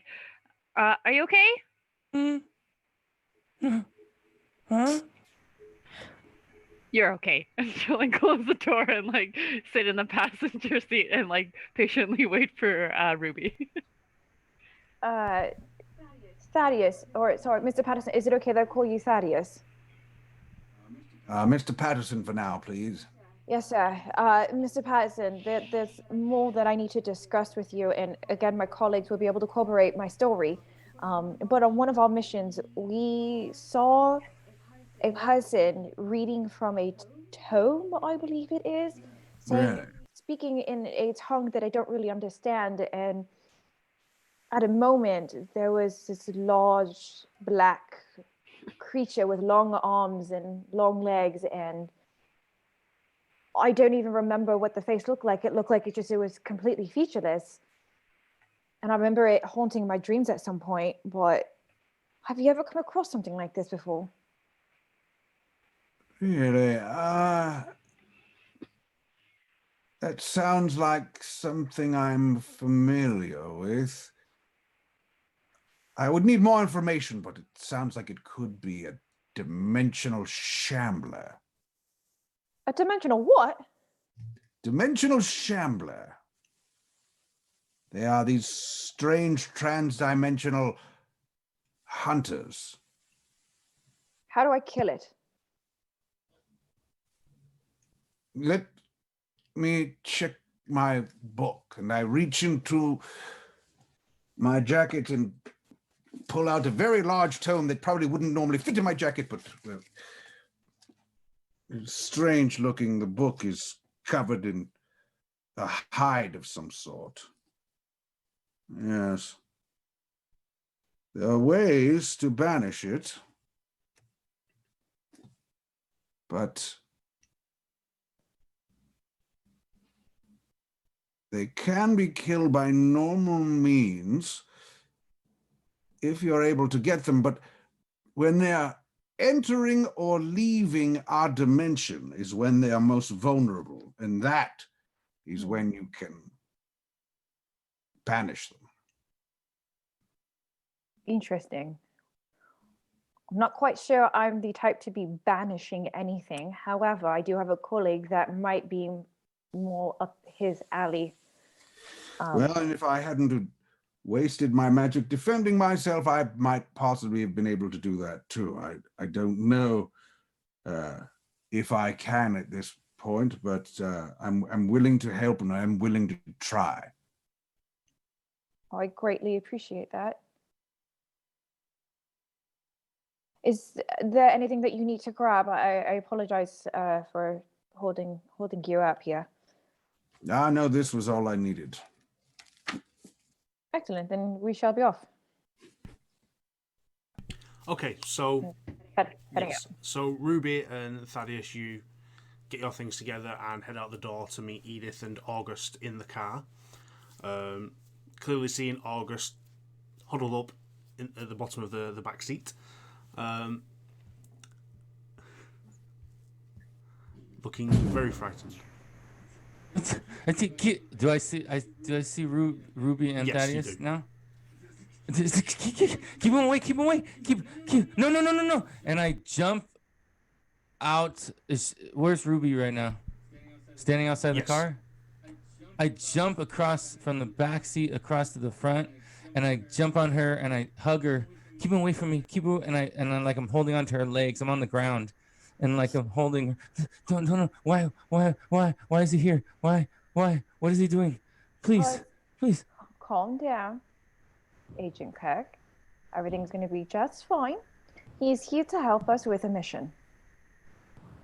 Perhaps I should sit in the back with August. Thaddeus, do you want to sit in the front? Of course, thank you. And she'll open the door for him and then come around to the back, waiting for Ruby to come and peel August off. And throw So him I'm going to turn to August and adjust his jacket and his tie and pull yourself together. You are an agent of U.S. intelligence. I'm pretty sure that your training has taught you, and I like get ready to like smack him, and I'm like, I'm not going to do that right now. Pull yourself together. And I like peel him off and put him in the car. U.S. intelligence, eh? Two things that don't quite go together, in my opinion. Edith, what happened? What? He's coming with us. He's okay. We're just don't go waving your gun everywhere all the time. I look at him and I go, "Boo!" It's exactly what Edith will do in the car as well. She'll just laugh. All right, I'm going to get in the driver's seat and drive back to Carnaby. You're muted. Sorry. So he's like, good. Okay. So you guys head back to Carnaby, making your way there on your journey back with your new friend. We turn now over to the rest of Carnaby Street investigations. Alan, Edward, and Dot, who are making their way to Fleet Street to meet with a possible agent to assist. So, you guys are walking to Fleet Street. Only takes about half an hour to get there. It's a pleasant Monday morning. The streets of London are bustling. And you approach where Fleet Street is, and you turn around a corner, and you see ahead of you another busy street. There are shops, there are all sorts of things. Oh, we've lost some people for a minute, but that's fine. They'll be back. Yeah, so you see different shops. There's a barber shop. There's a couple other things in the area, and you see a paper boy stood on a little soapbox next to a lamppost, shouting the daily headlines. And you kind of walk down the street, and you're kind of looking around, going, right, well, we're on Fleet Street now. Where's this guy going to be? Dot, did that paper have any mention of his appearance by chance, or hers? Excellent question. Keeper does it. No, all it gives you is the name Dawson Mills, and it says representative, British intelligence, well known in area. Well known in area. So, and she's gonna take note of the paper boy who's kind of waving around, yelling out the daily news, and go up to him and just be like, "Hi, excuse me. I'm sorry. I'm trying to find someone. Do you happen to know a Dawson Mills?" And you see him, and he's going please. like, read all about it, latest news. And then as you say that to him, he kind of puts the paper down and goes, yeah, that's me. Can I help? Oh. And oh, his voice goes hi. from a high-pitched childlike whine to a very low hello. Oh yes. Mr. Mills. My name's Dot Huntington. I'm with Carnaby Street Investigations. This is my fellow investigator Edward and Alan. Alan Sherman. Alan Sherman. We received some information from a U.S. agent, Agent Kirk, about contacting you regarding some information of the new prophet. And he kind of gives a quick look around and goes, you've been lumbered with him? Terrible. Yeah, I've got some information, but you kind of looks, he's like, you'll have to wait till I've finished work. If you meet me back here in an hour, go get a drink or something, or some breakfast. Once I'm done here, I'll come and talk. Perfect. I think that's probably just enough time, if it's okay with you, for us to go get our other investigators and catch them up to speed. Yeah, no problem. Do I believe this guy is Dawson Mills? Roll me. It's a freaking paper boy. Seems legit. You're too trusting, Dot. Question everything. Oh, I didn't get to that part of the investigation school, apparently. Roll me a spot hidden.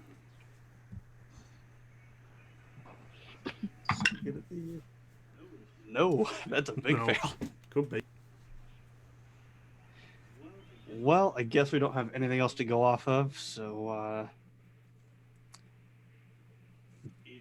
Agent Mills, do you have a favorite tavern bar we should meet you at? Pub? He's like, there's a good little greasy spoon calf just $5 down that way. If you head in there and speak to Beth, she'll sort you out a good breakfast and a drink. Beth. All right. Thank you for your time. No problem. And you see he kind of turns away, pulls the paper back out of his bag, and he's like, read all about it. Latest headlines, hitting the streets of London. In his high-pitched little voice, suddenly. Well, that was unexpected, but fruitful. So, are you two okay if we just go back to Carnaby? Oh, I suppose so. See if the others have turned up anything and take it from there. Dr. I'm Sherwin? actually gonna stay back here and what? You're going back here with the rest of them, yeah? Yes. I'm just going to observe him. Okay. I mean, that sounds good. Stay safe. I guess just shoot your gun into the air 5 times if you run into trouble. Hopefully we can hear it back at the office. That's such a foolproof plan, Edward. Thank you very much for that suggestion.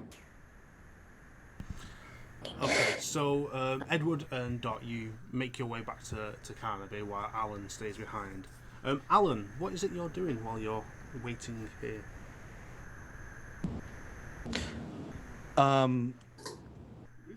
really just looking at his interactions. I pull out a cigarette so I just look inconspicuous and kind of go and kind of walk around. But the entire time I'm just looking at his interactions, if he's, how he's commanding, if he's actually doing the job, how many papers he's taking in, and just observing his general appearance. Yeah. Okay, I want 2 rolls from you for this. Okay. I want a spot hidden. Spot hidden. Ooh, success. I got an 8. And I want a psychology. Ooh, psychology. Ooh, that's good. 000. What's that? That's critical 100 success. There you go. I got 000. So what is your spot hidden? Spot hidden is 28. No problem. Okay, so taking a little bit of time to watch the mannerisms and interactions this Dawson Mills has. From a distance, looks like your everyday 10-year-old boy, grubby face, slim, a little bit gaunt, selling his papers. But from kind of getting a little bit closer to him and then watching his mannerisms, you don't think he's 12 at all, or anywhere near it. The way he interacts with certain people, the way he interacts with himself when he's on his own, shows a level of maturity and age far beyond that of a 12-year-old boy. I walk up to him and I ask him, how many papers do you have to sell before you're off? And he's like, then he goes, I'll go about another 7. Pull out my wallet, thumb through, how much? And he's like, I'll take a pound. Hand it to him in a handshake. Come with me. So, all right, where are we going? And I'm just gonna kind of find a bench close around that we can just have a conversation with. Is there anything close to the proximity? I want to make sure I'm not too far away from them coming from Carnaby, since I know the direction. I mean, you move up the street a little bit, only a little bit further, and there are a couple benches just set back on the depth of the path. And kind of as I'm offering to sit down and take a seat with him, I kind of look at his parts. I'm like kind of looking at his throat, looking at his general frame, and I kind of ask, so I'd say 22, 23. Would I be correct on that? He sits back, pulls out a packet of cigarettes, puts one in, sparks, and goes. And I take out my lighter and I also He's just like, right to him. Thank you. He's like, well, I mean, I'm 12, but if you're really going to ask, I'm 34. 34. I put also one in my mouth and I light him up as well.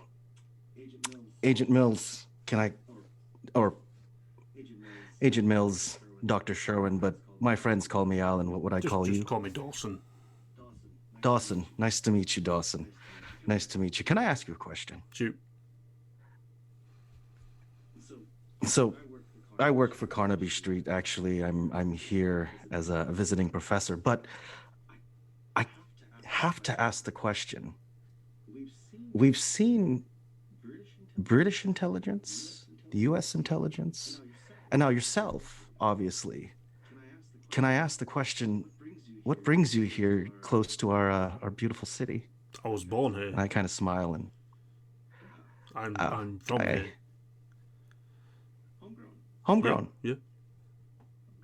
Homegrown. And you know the agent... Oh, God, what was his name? I can't remember his name. Kirk is his last name. Do you know August.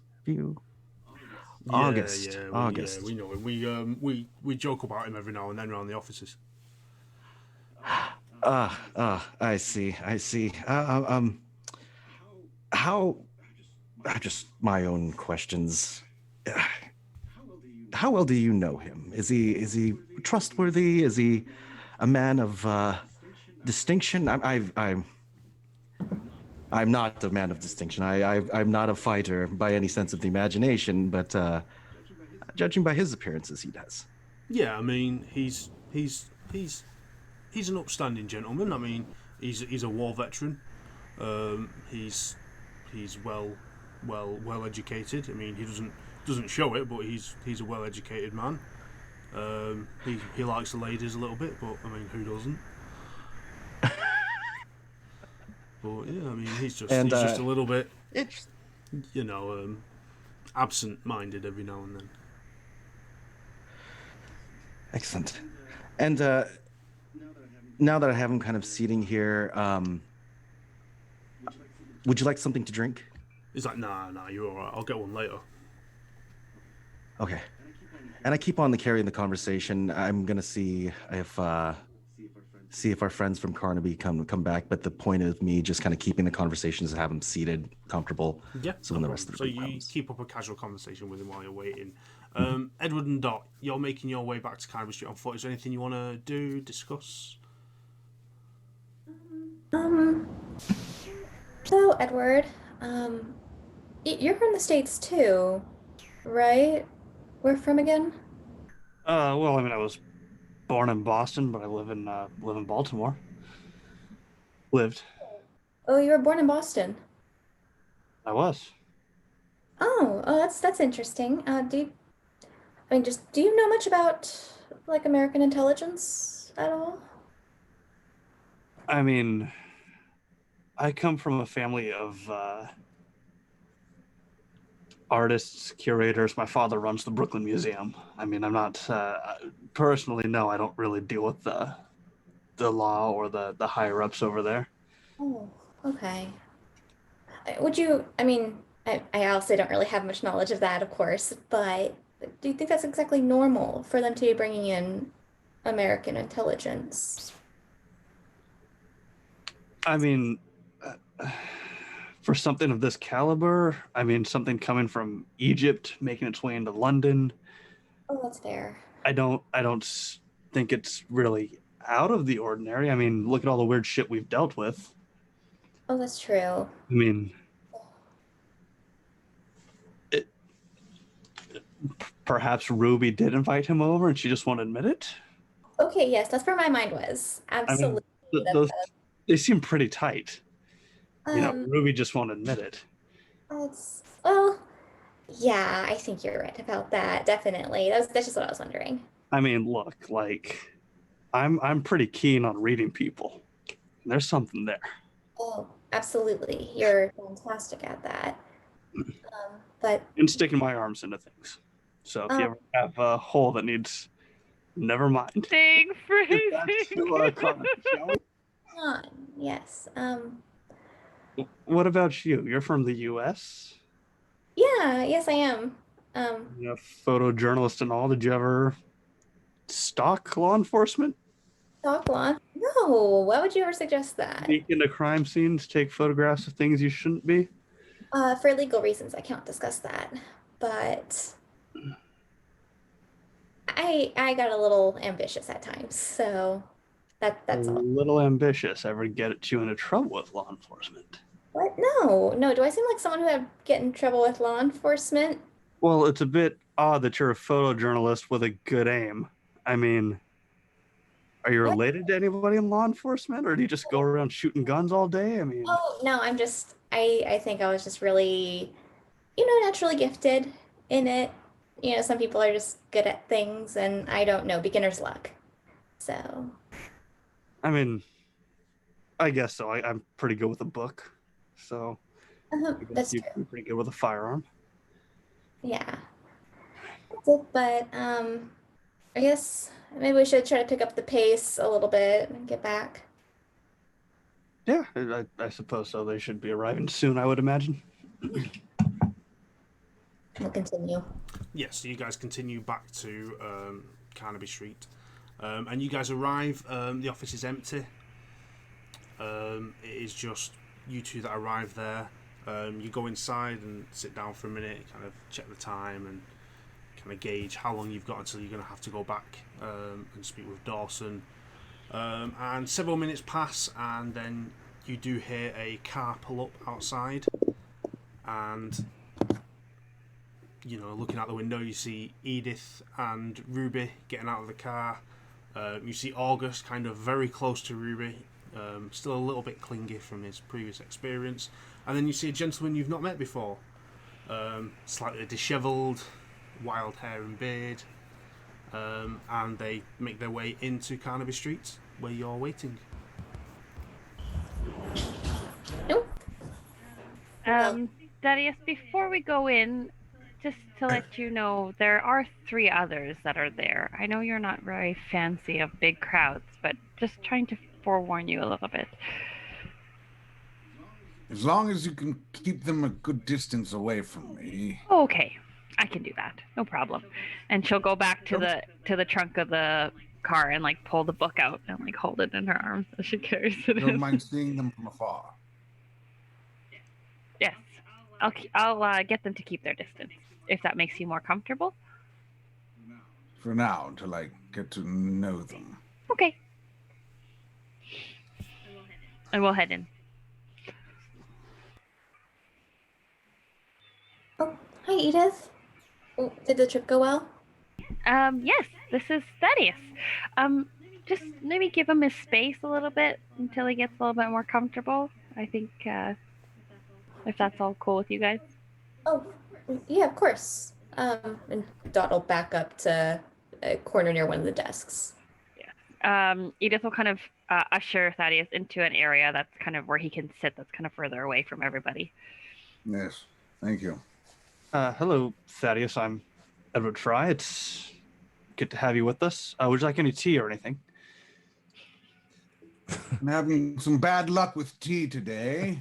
And also been having some bad luck with Americans today. I'm going to go ahead and get back to my painting now. That would be wise, sir. As you walk towards your painting, you see Edith come in with like this big book, and she kind of stops and looks at you and like smirks, and then like walks to her desk and like slams the book on her desk. Perhaps I should go lock shopping later. I'm gonna go ahead to my desk and go pick up my tea from where I left off, and I'm gonna look at my teacup. Who? Oh, I think that was Alan. He's actually. We'll get to that in a minute, but we'll make you more. Anybody want tea? Oh.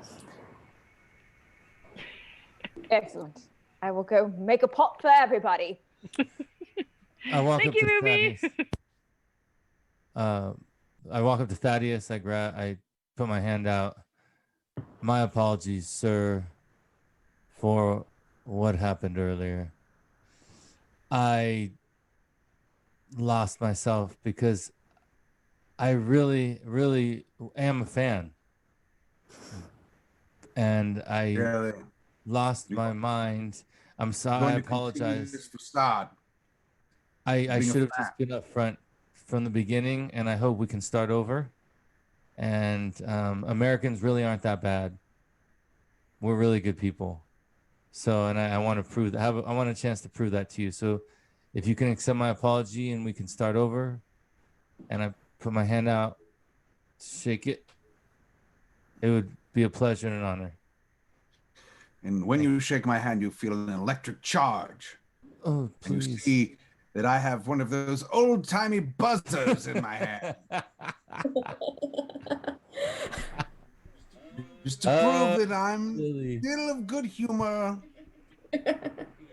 Yeah, silly man. I knew you were full of humor. So, would you like to come into our office and have a seat and relax? Rubi. Yes, but please, once again, the people I have not met, it would just feel better if they were a bit of a distance from me.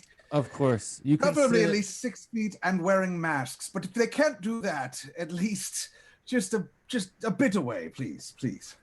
Wonderful. You can come sit here at my desk right here. Rubi agent Sitwell shares it with me sometimes, so she'll come sit here, but you can come sit at the desk here. Yeah. Just make yourself at home, make yourself comfortable, and you could sit right here in this chair, and then she'll bring you her tea. Very well. Thank you very much. Of course. And I think some of the other people, maybe one at a time, might come in and talk to you and want to introduce themselves as well. Okay. As long as Edith is with me, I will feel more comfortable. She hears her name. She'll kind of come around and kind of stand near Thaddeus, giving him like a comfortable space, cushion space. I get a good Edith, I get good aura about you, which is why I lent you the book. And when you could lift the book, I realized that there's definitely a glow of goodness about you. Edward you. audibly laughs from the other room as he hears that. Get back to painting, American. Keep painting. You got it, crazy new dude that joined us. Okay, so whilst you're all now sat in the office waiting for Ruby to make tea, and the Dot and Edward, you go about your business, occasionally trying to make introductions with Thaddeus and build a rapport with this new individual that's arrived. A little bit of time passes, and it's coming close to when you're due to head back out and meet Dawson with, you presume Alan is still there. You get to a position where you think, actually, we're going to need to go soon. We're going to have to tell everyone what's been happening here. But before we do that, we're going to have a quick break and refresh ourselves for a moment, as it's been going for about 2 hours now. So if you all hang with us for 10 to 15 minutes, we'll have a quick break and we'll jump back in and carry on. So yeah, we'll have a quick break. While we're gone, if you guys want to check out the giveaway on the Instagram, check out Roman Player Gear. Got DM Instagram for your discount on some very, very nice luxury items. Yeah, we'll be back in 10 to 15 minutes, guys.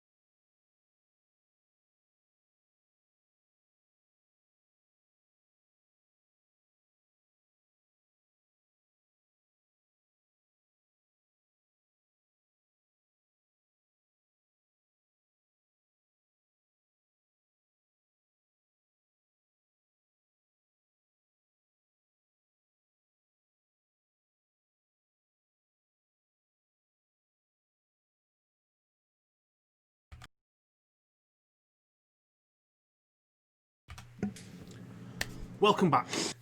We are all refreshed, ready to go. I hope you are as well. So let's get into it. Let's not leave everyone waiting. We left off with everyone, including our new friends Thaddeus and August, at Carnaby Street. They are awaiting a meeting with a possible contact and lead by the name of Damien Miles, who Alan is currently babysitting on a park bench on Fleet Street. Dot and Edward, you're the only two that really know about this meeting. August does, but has probably forgotten due to his rekindled romance with Rubi. But yeah, you've got about 10 to 15 minutes before realistically you guys need to set off again. All right, Edith, who's ordered the tea? Oh, yes, please. Great. thank you, Ruby. Mm-hmm. Edith will kind of look around. Dot, where is Edward? Edward? Oh, he's right here. I'm just kind of pointing at Oh. Edward. Sorry, not Edward. Alan, where did Alan go? Oh, wow, gonna be like that, huh? Great, that reminds me. So, Agent Kirk, I apologize. I ended up going through some of your stuff. That sounds bad.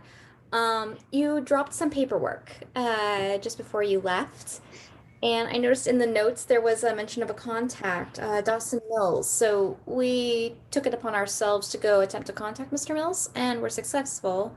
But that's where Alan is currently. But they are waiting for us to meet up as there's some information on the new prophet. Did you didn't mention my name when you went to Dawson, did you? I did. Is that a problem? Oh gosh. What did you do, Agent Kirk? Well, let's just hope for the best as of now. It's probably well, and what did Dawson say when you said my name? Anything? He reacted normally, I suppose. Oh no. It was That's not good. Oh, Normally? I mean, Dawson's not normal. he's not normal. If he's acting normal, something's not right. Oh, well, like, are you afraid for Dr. Sherwin's safety, or? I'm afraid for all of us. All of us, really? Okay, it's probably a great thing we left Alan alone with him then. Where is Alan? Should we go then? Yes, if you don't mind. Down on Fleet Street. It's about a 30-minute walk from here. We have the car. Oh, good point. You have a car now. Huh. We all fit in the car? The car seat's about I don't 5 think at so. a push. Someone needs to stay with Thaddeus. We brought him here. I'll We stay can't with just leave Thaddeus. him. Okay, well, while you're with him, you get some information out of him. Wait, Mhm. how weird is this person? Do we need Thaddeus to come with us? No, I don't think Thaddeus. I think Thaddeus, if he comes around Dawson, it might make him uncomfortable.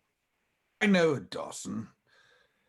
He lived by a creek, if I recall. But if this Dawson needs to be dealt with, weird upon weird sometimes can be helpful. We tend to speak our own language. Understood. Yeah, I think maybe we should just walk. I think it'd be perfectly fine. Thaddeus, do you fancy walking? Or do you want to stay here? I have no problem walking. I walk everywhere. Okay. Then let's walk. Okay. I'm grabbing my shotgun. Okay. That's a good idea. I think everybody should bring their their choice of your toys of choice, because Edith. if you left Alan alone with Dawson, we need to hurry. Edith, I couldn't help but notice you have a lovely book there. You did. Oh, I said, oh yes, Thaddeus lent it to me as she kind of pats the book. I wouldn't bring that book with you. It's rather large. I mean, it could be used as a weapon, I suppose, but perhaps we should leave it. Good. That it could. That's a very good point, Thaddeus. I like where your head is at. Would you like to keep it in my bag, Edith, for safekeeping? Hell no. It's all right. I can carry it myself. I'm quite strong. Thank you very much. Fine, I guess I'll just throw my gun in my bag then instead. Edward, will you roll me... Edith will leave the book behind, Edward, though. can you roll me a straight dex check, please? Okay. Oh. Success. Okay, no problem. Carry on. Well, then, So what are we waiting for? Maybe you do things slower around here, but we should go. Your friend Alan is in trouble. We need to go to Dawson immediately. Are you sure? I mean, the dude was like, what? No taller than Dot. He looked like a 12-year-old child. yeah, a little shorter than me, actually. And Dot's just going to go ahead and pick up her rifle case and kind of sling it over her back and her camera gear with her. Like, okay, ready for a walk? Bring your tripod, I see. Oh, yes. Always prepared. Good point. Okay, let's head out. Okay, so you all head out at a hurried pace to Fleet Street to meet up with Alan and Dawson. Again, it takes you about 30 minutes, maybe a little bit less because you're speeding. It's, I would say, early afternoon, and the streets are still bustling everywhere.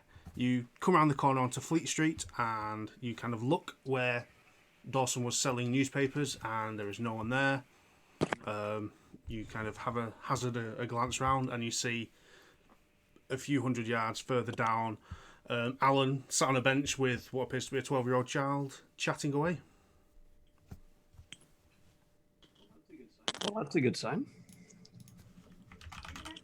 Is that the guy you were talking about, August? It is. Let me. The little boy? I don't even really. I just start heading over towards Dawson. I don't even really pay attention to what she said, and I walk, and I kind of have my hands. Dawson. As he's approaching, I'm gonna stand on top of the chair or the bench, and I'm just gonna go. And he was this big. You've had to see something at least. Anything in the city? Anything? Missing body parts, broken jaws? Please, you have to tell us something. And Dawson's like, look, I hear things. I heard about it. I heard about what you said. I didn't see anything. I mean, look, I can see this high. Oh, God. I'm not seeing Oh, anything. please. And I hand him another cigarette to see if he wants another one. He grabs it and he just puts it behind his ear. He's like, I'll have it later. I light one up, and I also take the tile out of my pocket, and I just lift it up, and I purposely I make it just known that I have it, but not show him. And I just tell him, I look at him, and I said, and I pulled this out. I really did. Look, and that's when I flip it to show our friend Dawson. And he looks at it and goes, it's a piece of slate. I mean, what's your point? And that's what I was trying to say too. And that's why I'm out here and you're right there. And I turn around and look at the rest of them coming over, and I kind of just wave them to come closer. Does Edith see Alan holding that piece of slate up? Yes. With the amount of commotion going on, yeah, you would have seen that. Gosh, she's gonna stop in her tracks. And whoever's standing near her, she'll just kind of put her arm out to kind of stop them, whoever's near her. You all notice, obviously, Alan doing this and hear the voices, and you see after Alan shows it, the little 12-year-old boy just goes, and then he's like, then he takes the cigarette from behind his ear, and he's like, oh, weird, and lights it and sits back down. Let me see that. Let me see that piece of slate you have there. I turn around to see if it's. Do I see the individual that asked the question? You see Thaddeus, but you also see the rest of Carnaby Street with him. And I look at the individual who asked, and I look over and I kind of, August, and I show my hand as well as to the rest of Edith and Dot, and I make my way over, kind of holding the tile in my hand. Why are you waving that thing around? I don't know. Put it back in your pocket. No. No. It's good to see you. No. This is why. And I kind of do a bigger picture and I give the tile to Thaddeus to hold on to. And I just go back into conversation with Edith. This large, 8 feet tall. This tile doesn't work. It's rubbish. Are you sure it doesn't work? That's the same tile from before. It's not working. It's not keeping me safe. It's rubbish. I examined it. What do I see, Keeper? You're muted. Muted. Sorry. You're muted. Roll me a Cthulhu Mythos roll. Ah, yes.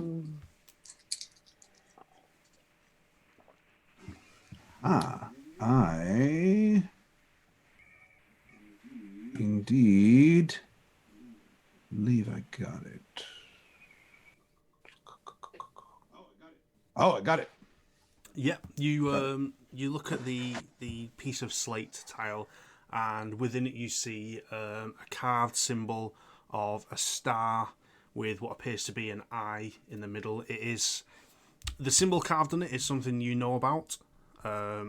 You have knowledge on the symbol that you have received from you know where, and you do know an incantation that could do something with said symbol. Right, my young man, this is, you're partially right. It is powerless for now, but with the right spell applied to it, it could be a very powerful piece of protection. At the moment, it is discharged. There is no magic around it, but if given some time, I could apply magic to it to actually work as you desire it to work. It does take a bit of time to do this, but so it is one half of a very powerful protection spell that when we were not here, we're not in a hurry, I could sit down and apply that for you. Sherwin. Dr. Sherwin. Alan, you can call me Alan, and I offer my hand. Thaddeus Patterson, nice to meet you. It's nice to meet you as well. Get buzzed with a toy buzzer. I have 3 patients in the U.S. that said the same thing about this tile. 3 in the U.S.? Yes. People are surprising me every day. I would love to sit there and just listen to you.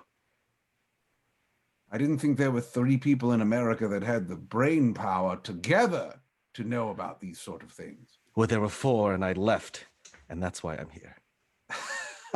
Good show.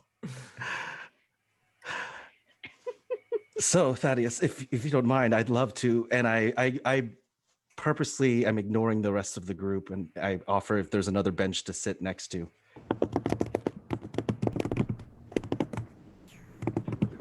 Edward's kind of just glaring at Thaddeus as he and Dr. Sherwin sit down on the bench together.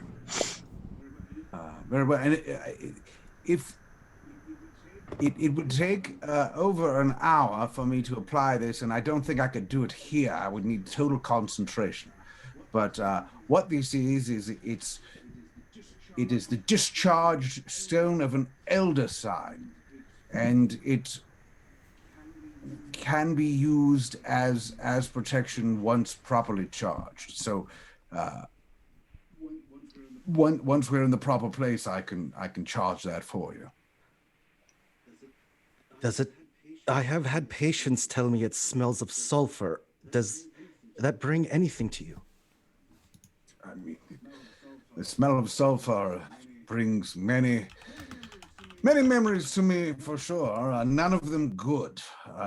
Many creatures from beyond, the old gods and the new gods, and the great ones and the mythos gods. Sulfur accompanies them wherever you go. So, but better to have one of those charged to protect yourself from that than to just be waving around a piece of stone, which, my boy, I'm afraid to tell you is all you're doing for now. It's like waving an unloaded weapon or an unloaded gun. Maybe you could throw it at someone and give them a headache, but that's about all it will do. For now. My God. And I'm now visibly sitting on the ground on the dirt with a cigarette in my mouth, kind of cross style, and just writing copious, not only on my notes, but my arm with everything that he's saying. Edith will kind of lean back at Dot and just kind of whisper to her, Alan's infatuation with Thaddeus is almost as strong as August's with Ruby, don't you think? I'm very confused by the dynamics that are at play right now. So, yeah, let's go with that. Okay. I would actually like, since everybody's talking, I'm full on agent mode. I would like to kind of scan the area to see if there's anybody paying attention to any of this conversation that is not part of our group. Yeah, roll a spot hidden.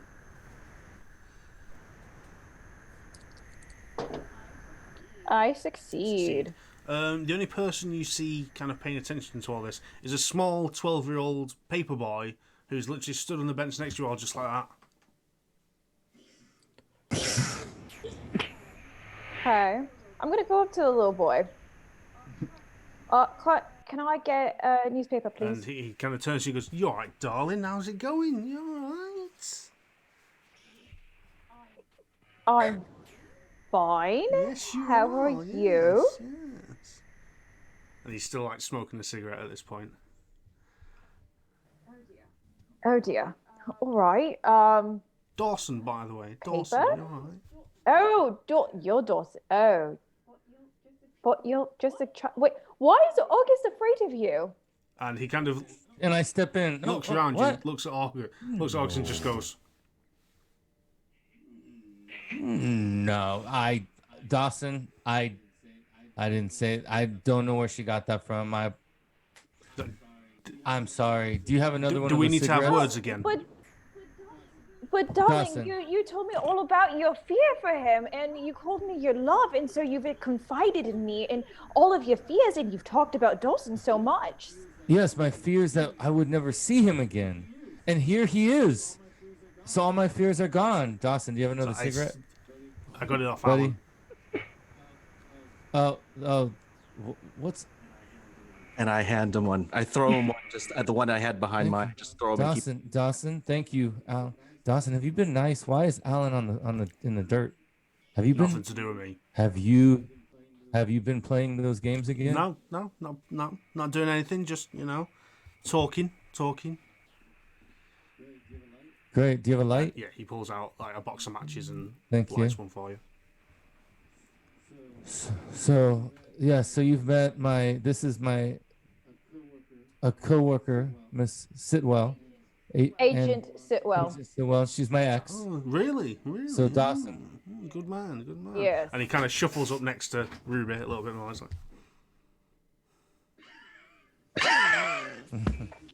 Yeah. Yes. Yeah, you look cute. You look cute next to her. It's a good look for you, Dawson. Man of my experience. And so, Dawson, so everything's going okay here, right? Everything. For now, yeah. You're being taken care of? For now, we're all right. Okay, good. Just wanted to make sure, and that's fine. So carry on with Agent Well, I'm going to go check on Alan. So, So, what do you want to know? I want to know everything. Why is he so afraid of you? What did you do? What did he do? We play this game sometimes, and if I have to beat him up as part of it, it's something that happens. You beat him up? What You're just a laughing kid. You're just a kid. I doubt that you can beat anyone up I'm at 32. this point. Why do you look like a kid? He kind of grabs a rag from his little pouch, wipes the dirt off his face, and you can start seeing like the crack lines and the crow's feet. And he's like, "Look, I might not be the tallest or the broadest, but I get the job done." Clearly. Better job than him. Yeah, I'd say so. All right, so what's with everybody's fascination with you right now? Have you not been briefed? Has no one said anything? Not entirely. Right, well, hold on. He kind of looks around, see if there's anyone else looking. He's like, "Look, so I stand on this corner all day, every day, and I see things and I hear things, and I've been told to keep my ears open for a few choice words, as it were, and I've heard them. I've got I have information that the agencies say might be beneficial to you." I'm gonna use fast talk on him to see if he picks up what I'm saying, so the rest of the people can't hear what's going on. Roll. That is, where did it go? I literally just saw it. There we go. I succeeded literally by the skin of my teeth. What was the percentage? So the percentage on my sheet is a 25, and I rolled a 25. Okay. So what is it you're saying to him? Well, first off, I'm gonna ask if he understands what I'm saying. And he kind of he looks at you when you say, and he just kind of goes, Great. So I'm gonna ask for what those buzzwords he was hearing. and he's like, "Well, been told to listen out for cults and prophets and creatures and shit like that." And what did you hear? Well, I heard cults and prophets and creatures and shit like that. Great. From who? Do you really want me to spell it out for you? Yes. Right, okay. Right. Are you ready? Because I ain't going to say this more than once. Okay. Okay, so I heard this fella, right? He bought a paper from me, and then he spoke to this other fella, right, while he was sat there reading his paper in front of me, right? And he said, I've got this meeting going on in a couple of days, right? And it's at this abandoned music hall, right? In where's it at? It's in Shoreditch, up the way in Shoreditch over there. It's the old Cambridge Music Hall or something like that. It burnt down a few years ago, then they built it back up, but now it's just like abandoned. And he's like, "Yeah, we've got this like really sick cult and stuff, and like we're gonna be doing some weird shit, and we've got our new prophets here now, so he's gonna lead us into the revolution, into the new world and all this, right?" And then he's like, it's gonna happen like on Tuesday night or something like that. And then I was like, "Oh," and I was just kind of stood there with my paper going, "You alright?" And then they walked off.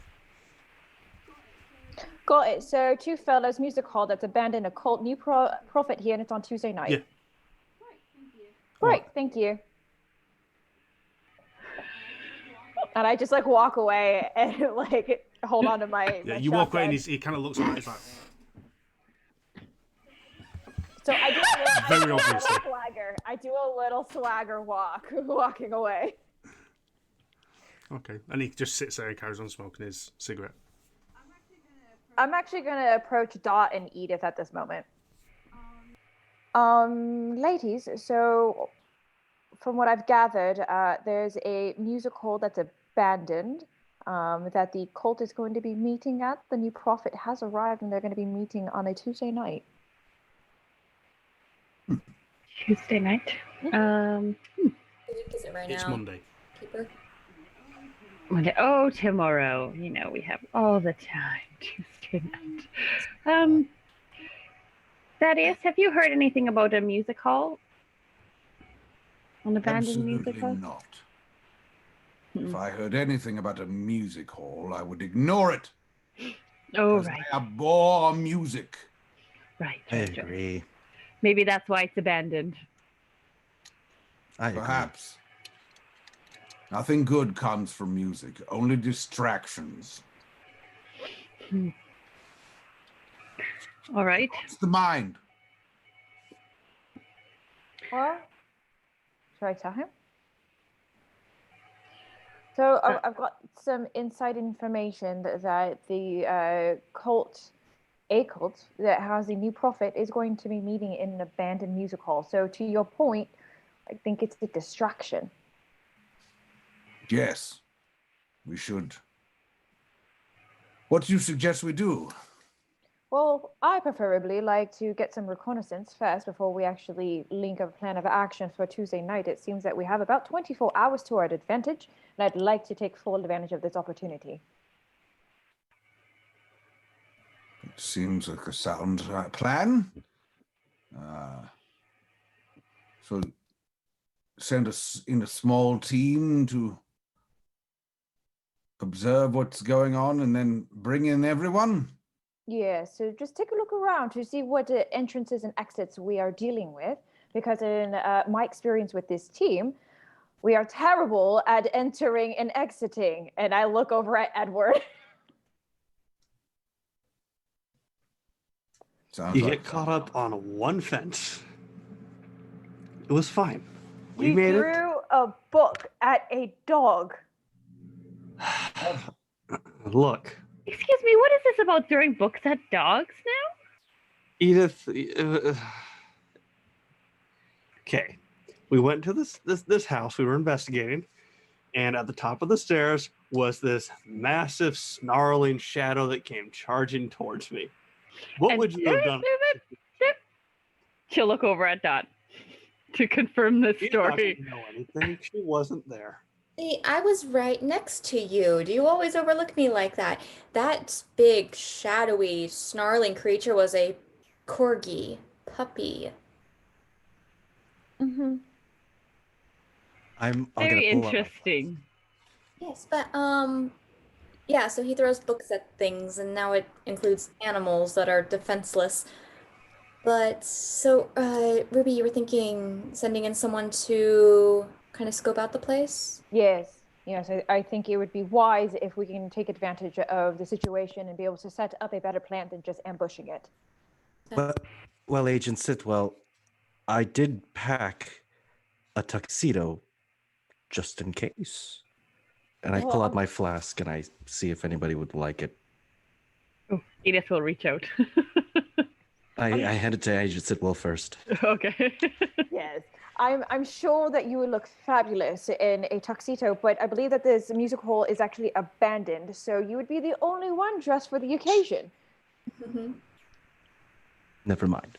Well, I mean, you also don't not need to wear a tuxedo to this place. I'm How do sorry, wear did you say anything? music hall? Yes. I love music halls. You need someone to step inside? Remember, I play the piano. I that's how I swooned you, my love. And a music hall is my second home. Yes, by all means. Why don't you go to the music hall and go play the piano, and you let me know how the audience loves it. Well, didn't you want someone to step inside? You seem like you have a wonderful plan here. I can step inside for you and take a look. That'll be perfect. Thank you. I will do surveillance on the outside then. Okay. I don't know how helpful it is, but I can go and get some pictures as well for us to refer to if we take it back to the office. That would be exceedingly helpful. How far is the piano hall? Would we know how far the hall is? Sorry, from where we are? Edith, being from here, you know that the music hall in Shoreditch is probably about a 30-minute walk from where you are. So it's not overly far away. And what time? And what time of day is You're it? in early afternoon now. Early afternoon. Okay. Edith will kind of pipe up. It's only about half an hour walk. If you guys want to go now. We still have the better part of the day. Slight idea: is it possible, since it's only a half-hour walk back to Carnaby, to pick up the car just in case we have to make a quick escape? Sure. If we're not all going though, because we can't all fit in the vehicle. Oh, right. If we're running away from something, we'll find a way. Well, I'm game with everybody if what you guys want to decide. I mean, it's close to here. I think we should do it. Let's go. Alan, you got to put your tuxedo on first, though. I will take what you said in regards. How about I go back and get the car and maybe my tuxedo? As long as a tuxedo is involved, I'm okay with this plan. I will meet you outside of the music hall. Excellent. Okay. That is, what would you like to do? Well, I've been wearing the same suit since 1897, so not putting on a tuxedo is fine by me. Oh, so you like to suit up as well? Are you going with Alan? No. I don't want to suit up. I don't want to give a music hall, abandon or no, any more respect than it already doesn't deserve to have. So, I, though, being 68 and somewhat my spry years, I hate to admit, are behind me, perhaps far behind me. I don't think I would be one to spy or be one to engage in any sort of physical activity. So I would rather be on the secondary team, shall we say. We can head back with Alan then. Yes. Okay. Yeah, that's a great plan. Hey, Agent Kirk, you want help on the inside of this place? I'll gladly help you out in there. Sure, you could. Let's go in together. I'm sure we have nothing to worry about. Perfect. But let's do it in a way where maybe we stumble in and we don't know each other. Let's just try to go in a little incognito, not make it too obvious. Sounds good to me. Because either of you actually know how to be incognito. Of course I do. And Edward just takes his tie off. See that? Let's go. Hi. See, he knows what he's doing. Edith, how do we get Totally there? different person. Edith will lead the group towards the music hall. Yeah, so you guys, Alan and Thaddeus head back to Carnaby Street to collect the car, whereas everyone else makes your way to the music hall in Shoreditch. Again, it's about half an hour walk, so it doesn't take you too much time. You arrive at the corner of a large intersection, and you see in front of you this 4-story building on the corner with a big entrance on the corner, like a theatre would be. And this is the Royal Cambridge Music Hall. As previously told, it is an abandoned music hall now. It is closed. It is all the front doors and windows are all boarded up. You see a big chain and padlock on the front double door. You can see it's in disrepair now. The kind of signage on the front is broken, partially hanging off. But looking at it, you do see that there is an alleyway round the back, so you could check round the back.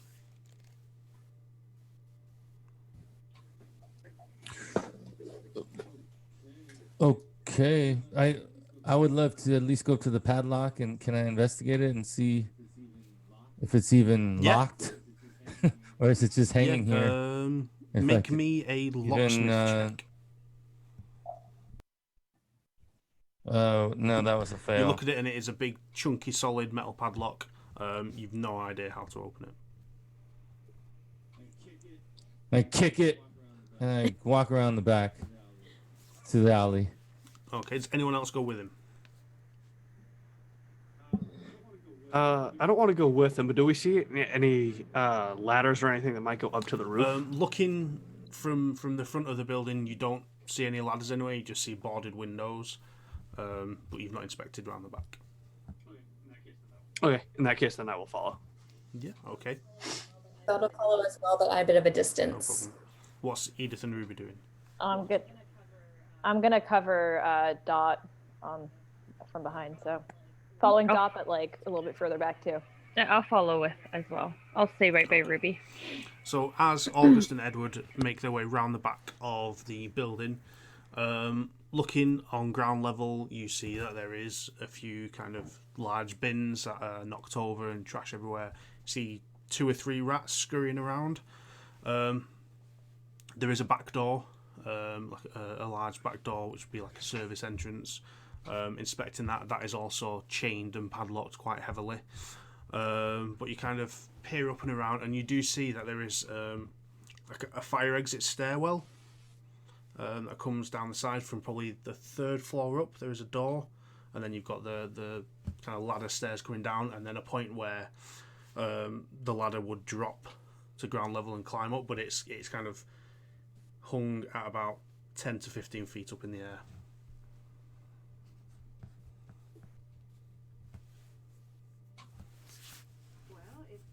Well, is there anybody who can make it up this ladder, or should I be the one to try? But it's too high. We need to pull it down. I can. I'll just kind of cut my hands and kind of look towards Agent Kirk and give you a boost. You want me to stand on your shoulders? Okay. You ready? You think you're gonna get? We're not gonna drop me, are you? I mean, we just met. I don't... I would never drop you. Okay. Agent Sitwell, can you help me just in case I fall? Can you catch me, please? I will try to do my best, darling. You always caught me when I fell. You wouldn't fail me this time. Okay, so I start to climb up Edward. Okay. All right. Ruby, can you push me right here? Help me on my back. Can you push me? I'm having trouble. Can you help push me up right here? You are ridiculous. Okay. Thank you. I need There some you go, right rolls there. now. Edward, I need a strength roll. August, I need a dex Perfect. roll. And Ruby, I need a strength roll. That is a critical success. I failed. We have to roll Yes. below, right? Low is right. I failed. Okay. So Edward's standing strong, taking the brunt of the weight. August, you are kind of scrolling up, but a little bit, kind of haphazardly. Ruby, you're very like you're whatever. What are you guys doing back there? Come on. And what happens is, Ruby, you're not paying attention. He says like push here, and you kind of just shove, and you basically push August all the way over Edward straight onto his face on the floor. Ooh. Oh, sorry. I didn't realize I was that strong. You did that on purpose. Why would I you do did that on purpose? I know you did that. You pushed me. What? You have not changed. Well, You- neither have you. Well, Just so needy and clingy, and all of a sudden you're just completely attached to me, and you're completely ruining everything here. ruining. I'm here to help. I was sent here to help. Oh, I'm and sorry you're that- helping with your face on the floor. Well, I'm sorry that I still love you. I'm sorry. Is that needy to still love you? And I didn't know this was going to happen. I thought I was over you. And the Well, minute I see you, Evidently, you're not over me. well, I'm over Edward because you just pushed me over him. Well, yes. Flat on my face. How much damage do I take damage? What happened to my face? Why are you asking for damage? You take 1 point of damage Well, as I you don't- kind of graze the side of your cheek. And my glasses are Yeah. broken. Look what you did. Look, Ruby. Aw. You've always just broken my heart.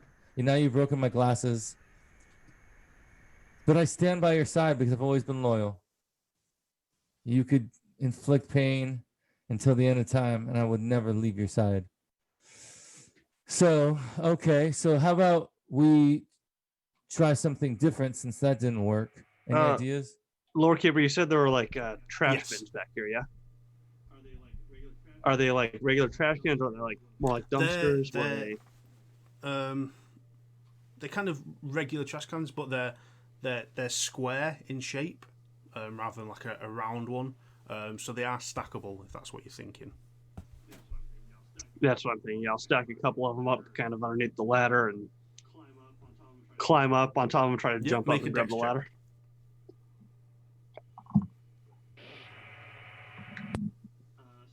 Yep. Success. So you do that, you kind of scurry up and jump up, and you manage to clink hold of the bottom of the ladder. Okay.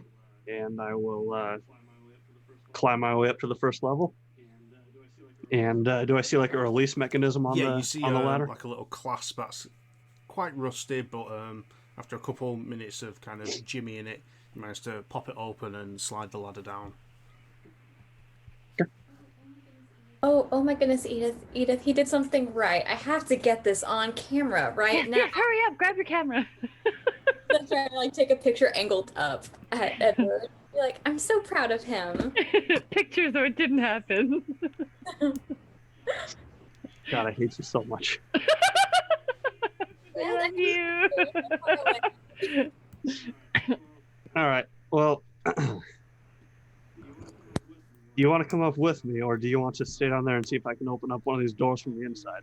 I'll be right up. I look at my love. How's my face? Okay. It's fine. I can never go into a situation without my face. It's just a scratch. No, but really, how is my face? It's fine. Okay. And I start to head for the ladder, and then I turn back and I say, It's fine. Before I go, in case I never return, what's his name? The man that took your heart. The man whose ring you have on your finger. I need to know before I leave. You know what? If you return back to me safe and sound, I'll give you that name.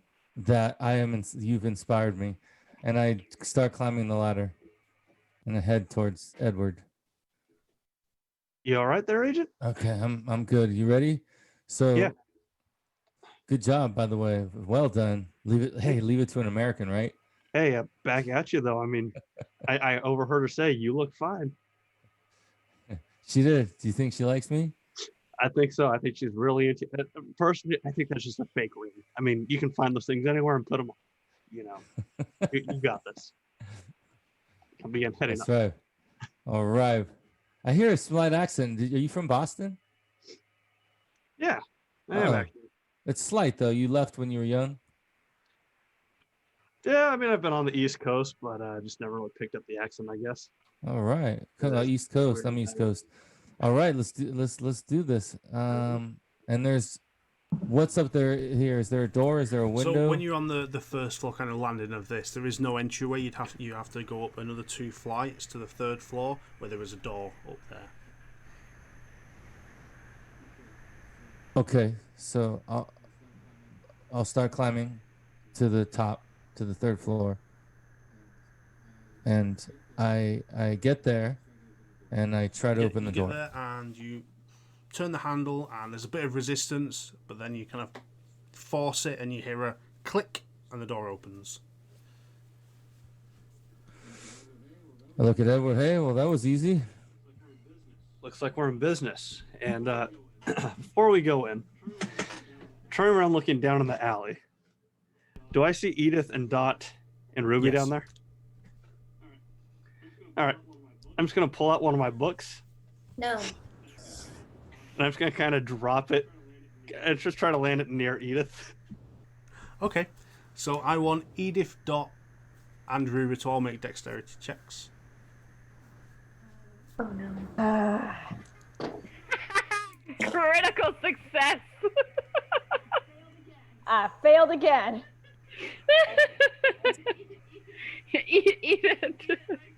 Edith, my critical success. And what did Dot get? Oh, nope, a failure. Critical failure. So So really bad. Edward holds this book and he's like, boop. and drops it. And you're all kind of looking at watching, and you see it come in. And Edith, you literally sidestep out of the way. Ruby, you're kind of in the middle of the three, and you're like, oh god, oh god. And you kind of sidestep as Dot is sidestepping, but you both clash in the middle. The book drops, hits you both for 1 point of damage. It's on your book. But yeah, it kind of smacks you both like in the shoulder and clatters on the floor. I just kind of shout down, I heard that picture bullshit. Bloody hell! What is that? Ugh. Edith will pick up the book and put it in her bag aggressively. And like kind of pat it and be like, this one has your name on it, Edward. Okay, so after that, Edward and August, you guys step into the doorway. Is it dark? It is is it dark pitch black in there, yes. here? It's not pitch black because you've got some light coming in from the outside, but it is dark in there. So Edward, we want to take it slow. This it's been abandoned. There could be hazards in here. Maybe, you never know. Holes in the floor. I mean, do you have a flashlight on you? I do not have a flashlight on me. Any type of lantern, lamp?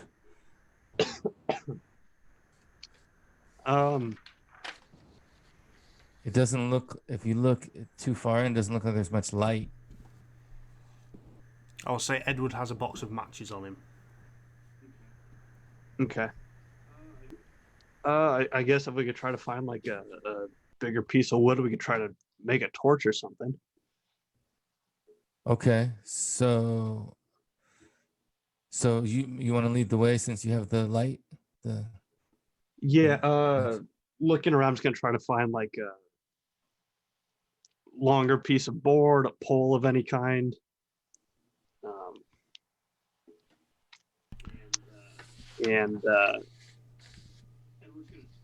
Edward's gonna take one of his sleeves and kind of rip it off his shirt and try to wrap it around like a piece of wood or a pole. Yeah. And light it up. So you find a little bit of like scattered wood on the floor, only about 2 foot long. You pull your sleeve off, wrap it round.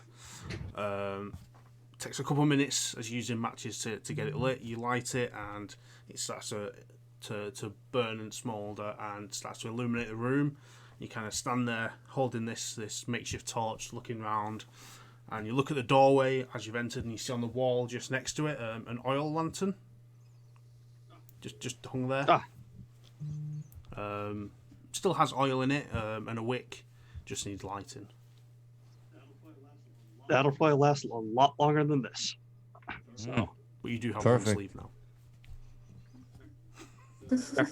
So you're holding the torch. I'll grab the lantern, and then we can light it, and we each have a light. Perfect.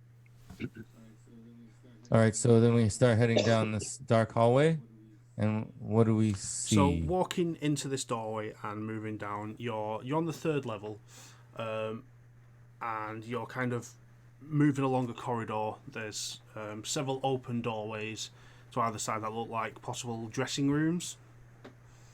You see like a broken mirror on the wall, a dressing table and chair, and you kind of continue on down this corridor with these rooms that are all very, very similar, and then there is a closed door at the end. So Edward, I think we probably want to make it downstairs to let the rest in. We try to find maybe a way to open the front doors, or at least try to find a key to those padlocks. Maybe I don't, because those look pretty tough to break. And as we're standing here, are we hearing anything around us? The only thing you hear as you're walking down this corridor is just the creak of the floorboards underneath your steps. Okay.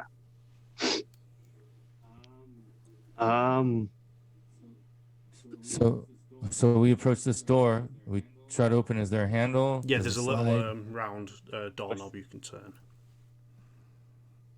and it isn't locked. Okay, so I try to So open you turn it. the handle, and the door opens inwards to you.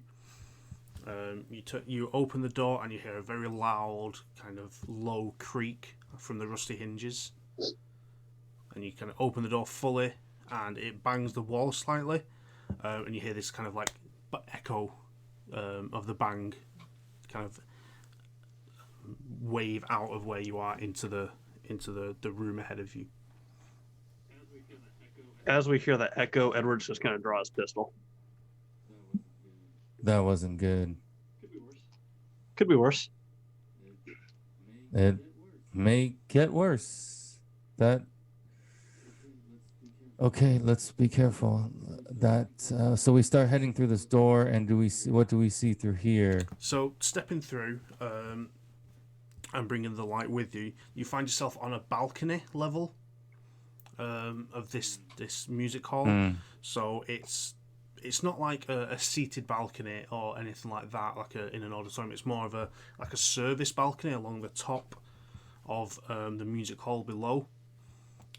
So it's very simple, kind of a wooden balcony that goes all the way from one side round to the other in a horseshoe shape.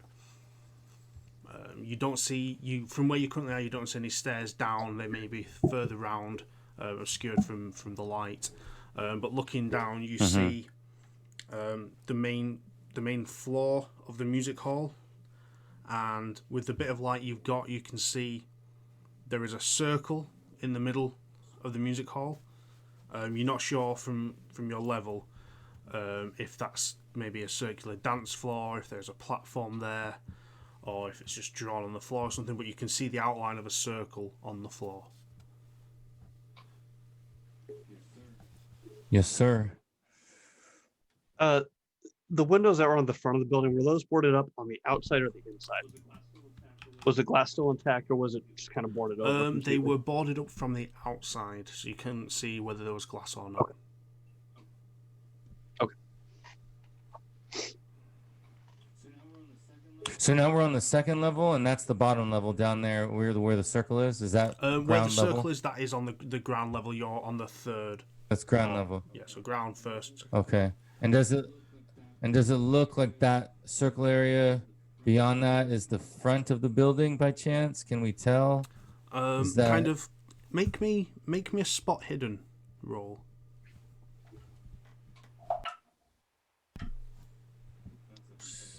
That's a fail. Looking with the limited light you've got, you can't quite tell. Looking just from the general layout of the room, where the balcony horseshoes, you imagine that's where the entrance is, and where it's kind of a flat side, that would be where the possible stage would be for a band or something. Edward, you want to try going that to the right, and I'll go left and see if we can meet maybe at the bottom. We can see each other's light from a distance. We can kind of keep track of each other. You want to go right? Maybe I'll go down this way left. Sounds like a plan. Okay. I'll cut off to the right. So I head around So to the left. you guys head off searching left and searching right. While you're doing that, Alan and Thaddeus, you guys are making your casual walk back to Carnaby Street to pick up the car. Is there anything you're specifically talking about or doing on the way?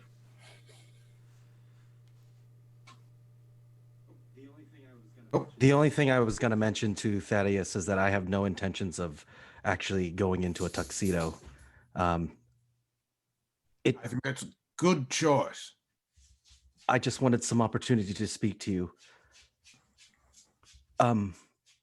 Yes.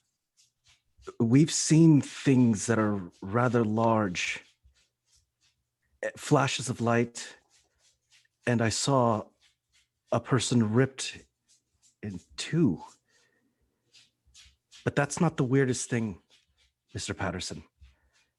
We pulled a stone from a body in a morgue that had almost similar inscriptions to the tile, small variations. Interesting. Do you have this stone? No, we don't. We've kept it somewhere safe. We kept it with Ruby's sister. I thought Edith was Ruby's sister, but that was earlier on when they were trying to deceive me. Now I just can't keep it track. Then I would speak to you on more of a, I come with palms up and in search of knowledge. And I can see you're a man of great knowledge. That's how they should have approached me, but instead they decided to point a gun at me. Anyway, I soldier on, here I am. My knowledge is yours. What can you tell me about these things, these creatures?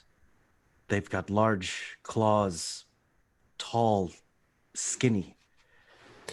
As I told Ruby, I believe what you encountered was a dimensional shambler, a trans-dimensional hunter.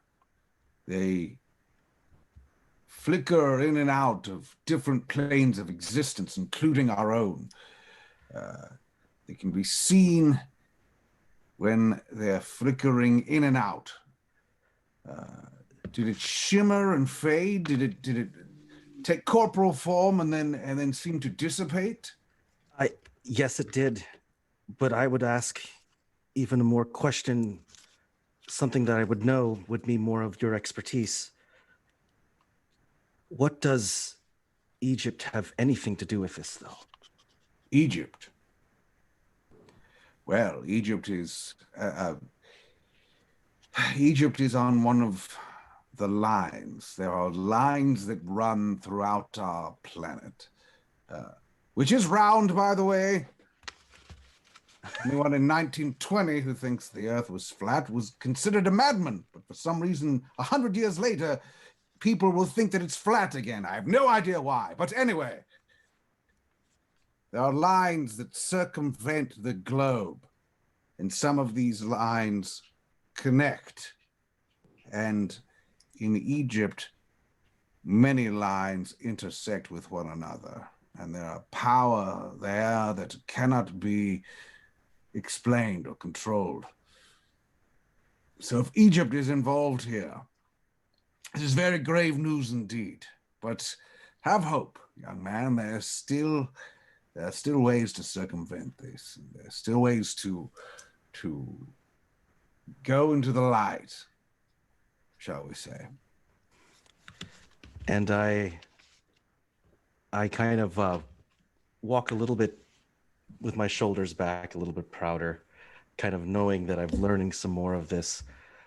I would love to, Mr. Patterson, have you come with me to see Agent Sitwell's sister when this is all calm. It appears my years of study and preparation have led me to this very moment. So I'm up to the task. I'm happy to assist. And as we pull into Carnaby, we kind of, I'm going to go ahead and get the car and kind of load the extra guns just in case. See if I can empty out as much of the ammunition from the safe as I possibly can bring out just in case. And I also bring an extra book just in case.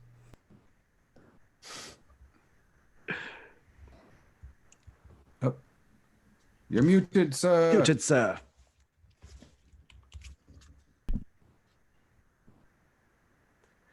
Danny, you're still muted. We can't hear you, Danny. Are we good? I press it like 4 Yep, times. loud and clear. Yes, there you are. So, you guys get ready to head back out in the car to the group. Dot, Edith, and Rubi, you're stood outside this music hall in a dirty alleyway.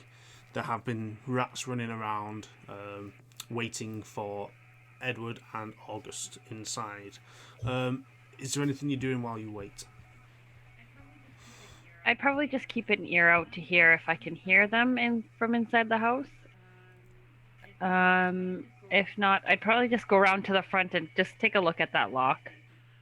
If they've been in there for a while. So I'll say at this point they've probably been in there about 5 minutes. Oh, okay. Then I wouldn't go to the front yet. I just kind of like keep an ear out to see if I could hear Make them me a from listen inside. check. Anyone who wants to listen in and see if you can hear anything inside. Nope. Oh no, that's a success. 9%. 0, 0, and then 9. Nice. Anyone else? I would love to get myself to a vantage point since I have my rifle. I kind of want to get into a sniping position. My original idea, this is probably weird because I'll probably have to do a lot of dex to it, but I actually wanted to get up on the ladder and kind of post myself on the ladder. Yeah, you can do that. I mean, the ladder's down now, so you can easily just climb up it and get into a position comfortable with. Yep. Dot, are you just listening as well at the minute?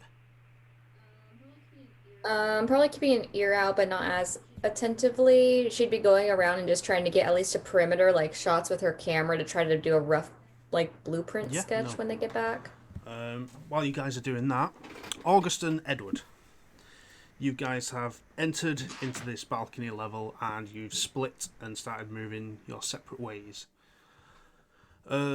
August, you headed left to where the straight side of the building was, and Edward, you've gone round the curve.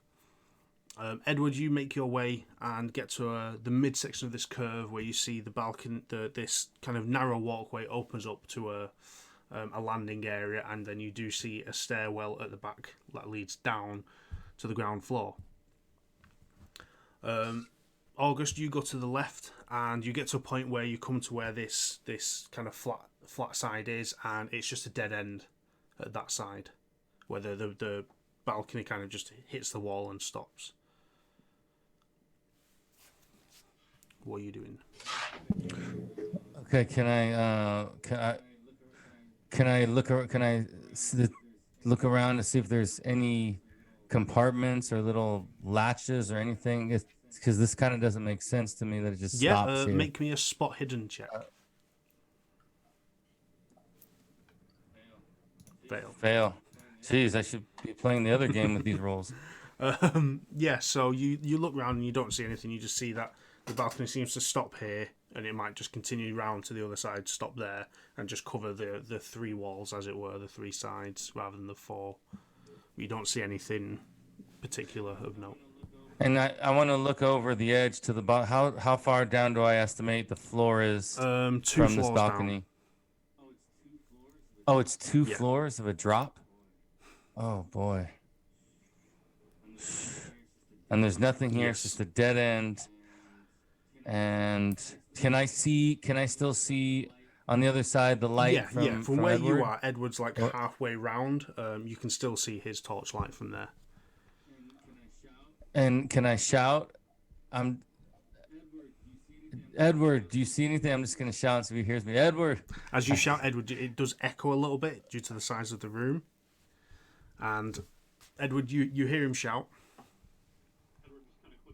Edward just kind of quickly swings around with his gun. What? Oh.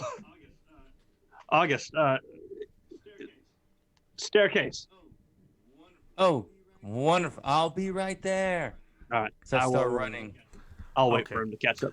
August, you run along the balcony to the staircase, and it does make quite a loud, audible noise as it's a wooden balcony.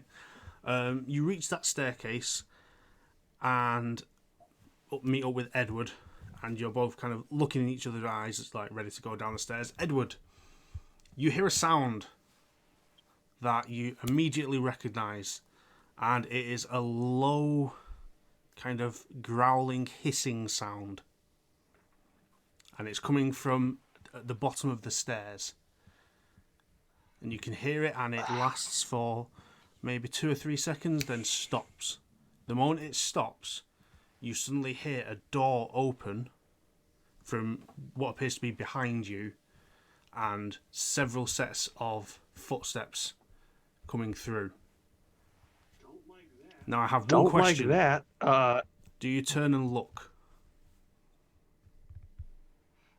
You hear the hissing sound down the stairs, and you hear footsteps from a doorway somewhere behind you. You don't know where. Nathan wants to say no, but Edward would instinctually whip around with this. August, what are you doing? You hear the same sounds. He whips around. He's pointing the gun right at me because I'm behind him. What are you doing? What's what? It's. I hear that, but it's probably just the creaky. It's an old building. You think it's just ghost footsteps? Ghost? I've seen too much weird shit. It's more than just ghost footsteps. You think we have something we have to worry about?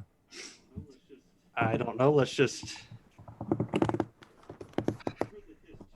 You heard the hiss too, right? And I don't even think so. I hear that, and I start heading down the stairs. God. I don't even. Okay.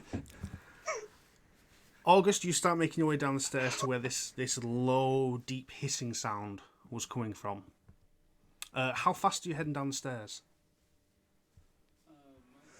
My full speed. My movement rate is a 9. So are you running? So, are you walking? I'm doing a quick run, because that noise kind of I want to get away from it, and then the look on his face as well, it just kind of freaked me out. So I want to go down the stairs. So August, you rush down the stairs towards the hissing sound, but away from the footsteps, not quite realizing which sound was coming from where, as these are all new sounds to you. You head down the stairs, which kind of round a corner on themselves. As you get to that bottom landing, turn to head down the next set of stairs. You take 3 steps down there, and then suddenly you realise that there's something blocking your way. There's something large blocking your way. Something.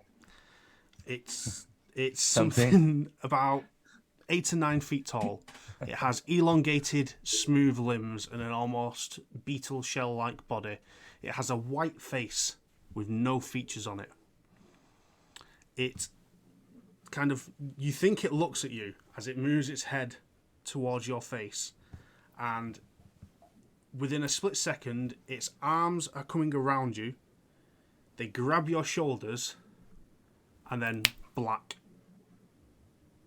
Edward, you hear this hiss. You see August run down the stairs, and you hear like a large inhale of breath from August as he encounters something, and then you hear silence, and suddenly a whiff of sulphur comes up the stairwell and hits your nose, and the footsteps behind you continue to where you hear possibly 8 or 9 sets of footsteps, and that's where we're going to stop. Ooh. Of course. I love how Nathan is actually disappearing into the back. That's literally how he feels right now. He's like, I just want to do something. So, everyone watching, thank you very much. We will be picking this up again. We have a tentative date of the 3rd of August. We will post it in our social media when we confirm it. October. We will see you then, though. If you stuck around, thank you very much. This will be uploaded onto YouTube later, so you can catch it there or in the VODs here. Couple quick reminders before we call it a night. Check out the giveaway on our Instagram. Check out our sponsor for tonight's show, Roman Player Games, gear even. There is a discount code, Carnaby20, which will give you 20% off an amazing dice tower, dice tray, dice vault set, which is absolutely stunning. So make sure you check that out. Again, thank you very much to the players and our guests for tonight, Mr. Jason Charles Miller and Kirk Caceres. Thank you very much for joining us. It's been an absolute pleasure having you with us. Yeah, thank you for watching, and we'll pick this up next time and see what's happening.